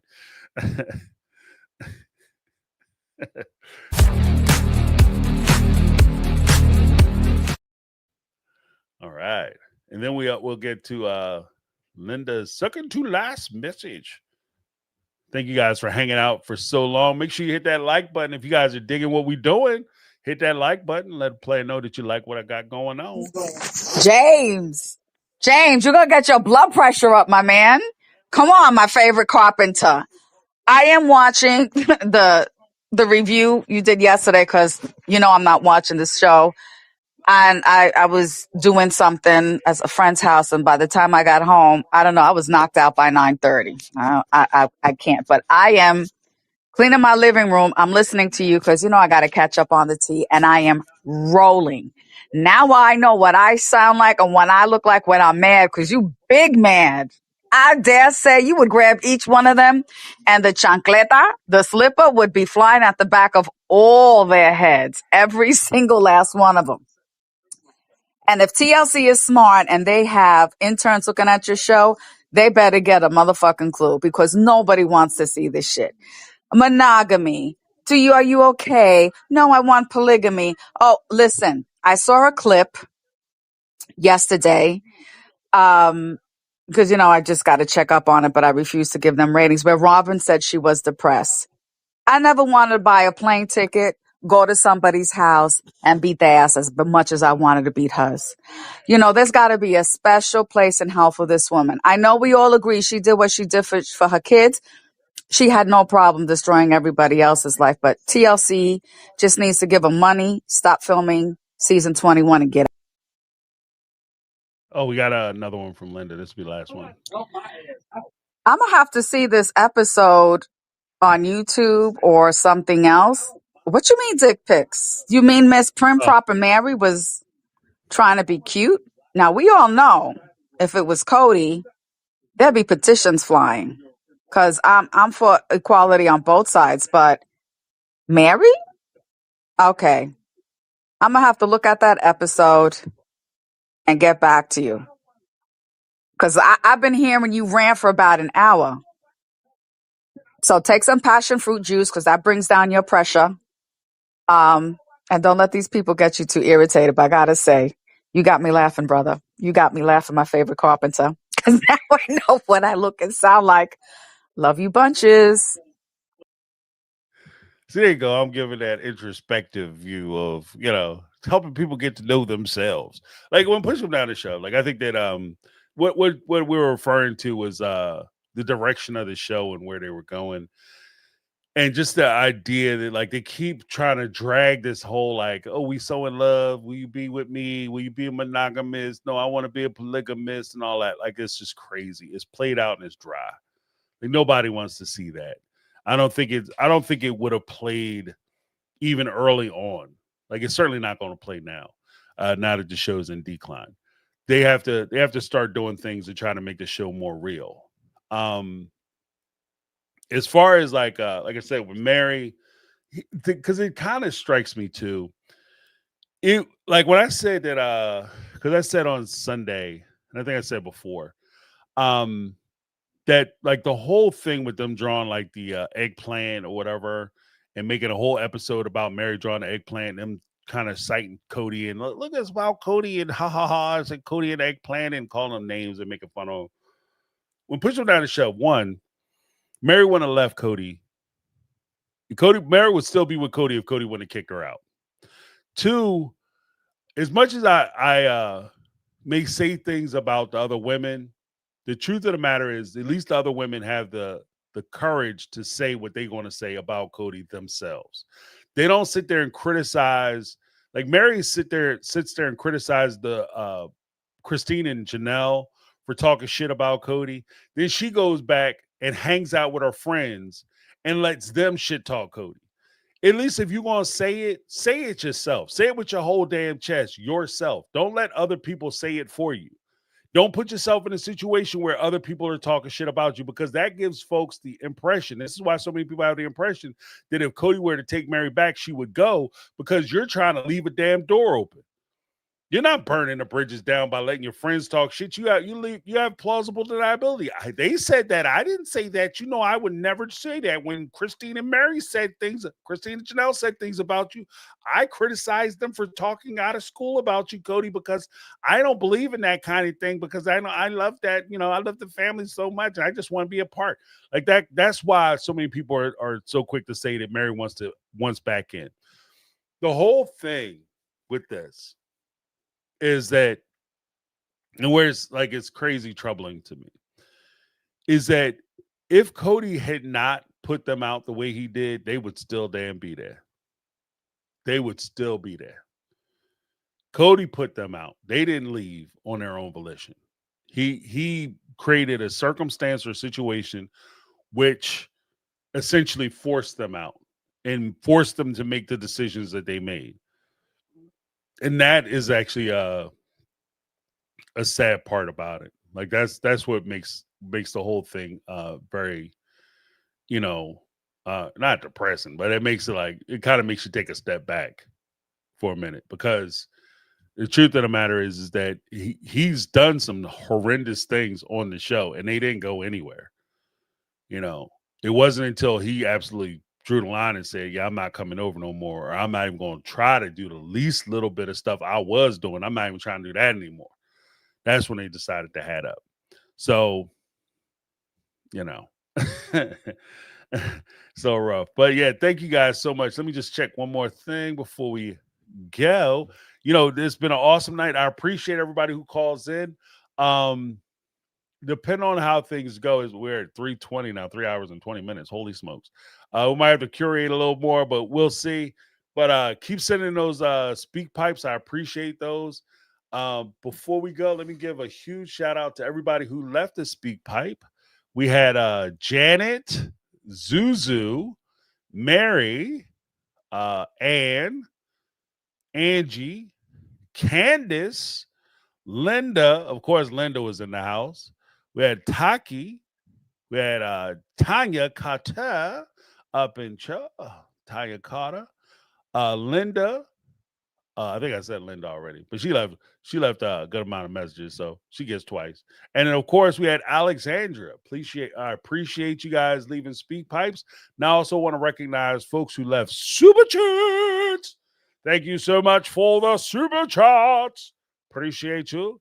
We had Kathy Mosley in the house. Marie H. Wait, did I say Marie H? Oh yeah, Marie H. Then of course we had I want to make sure I recognize everybody. Sunny Bunny, cuteness in the house. We had Megatron. Then we had Jody Periscala, Lady D London, Unlimited Lipstick, and of course we had the sponsor of tonight's show, JB, in the house. Thank you so much, JB. Appreciate the super sticker. That was amazing. And I also want to make sure I recognize before we go. Oh, Lizzie B just gifted one My Take on Reality membership. Wait, where is that at? How come that didn't pop up? Oh, here we go. Gifted one My Take on Reality membership. Thank you very much, Lizzie B. She also had a message.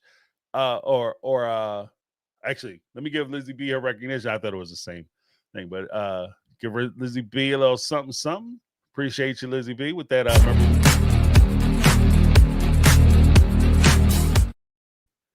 And in fact, I am.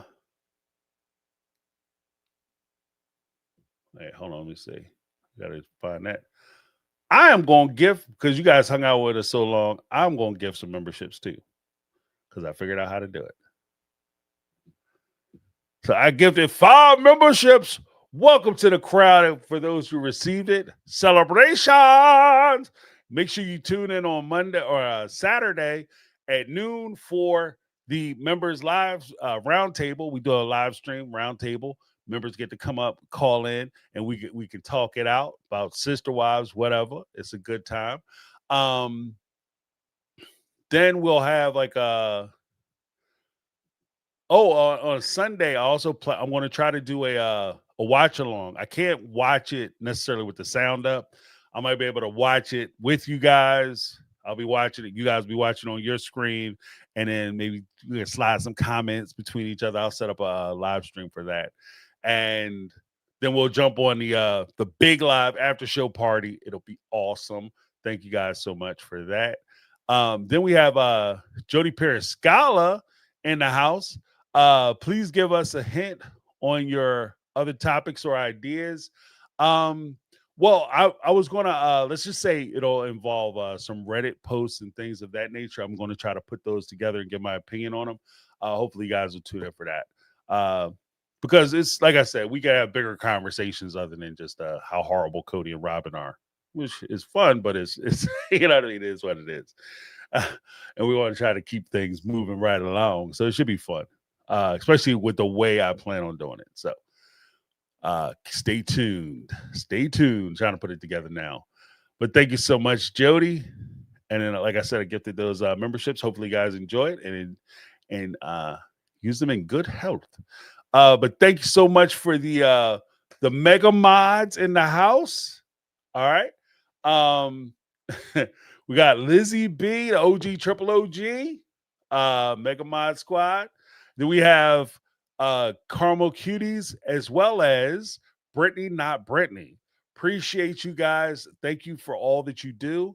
For everybody who called in, as well as everybody who left messages, the chats, the super chats. I appreciate everybody. Let me give you all a little something, something, especially JB. Special thank you.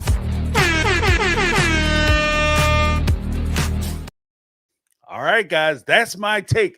And thank you guys all so much for hanging out with me. I know these lives get kind of long. I appreciate you guys staying in there with me. For those of you that use it for work or to commute or while you're doing housework, whatever the case may be, I appreciate you guys.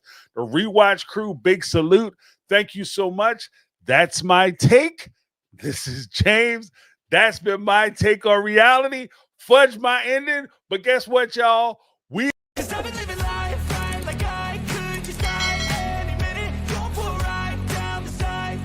Yeah.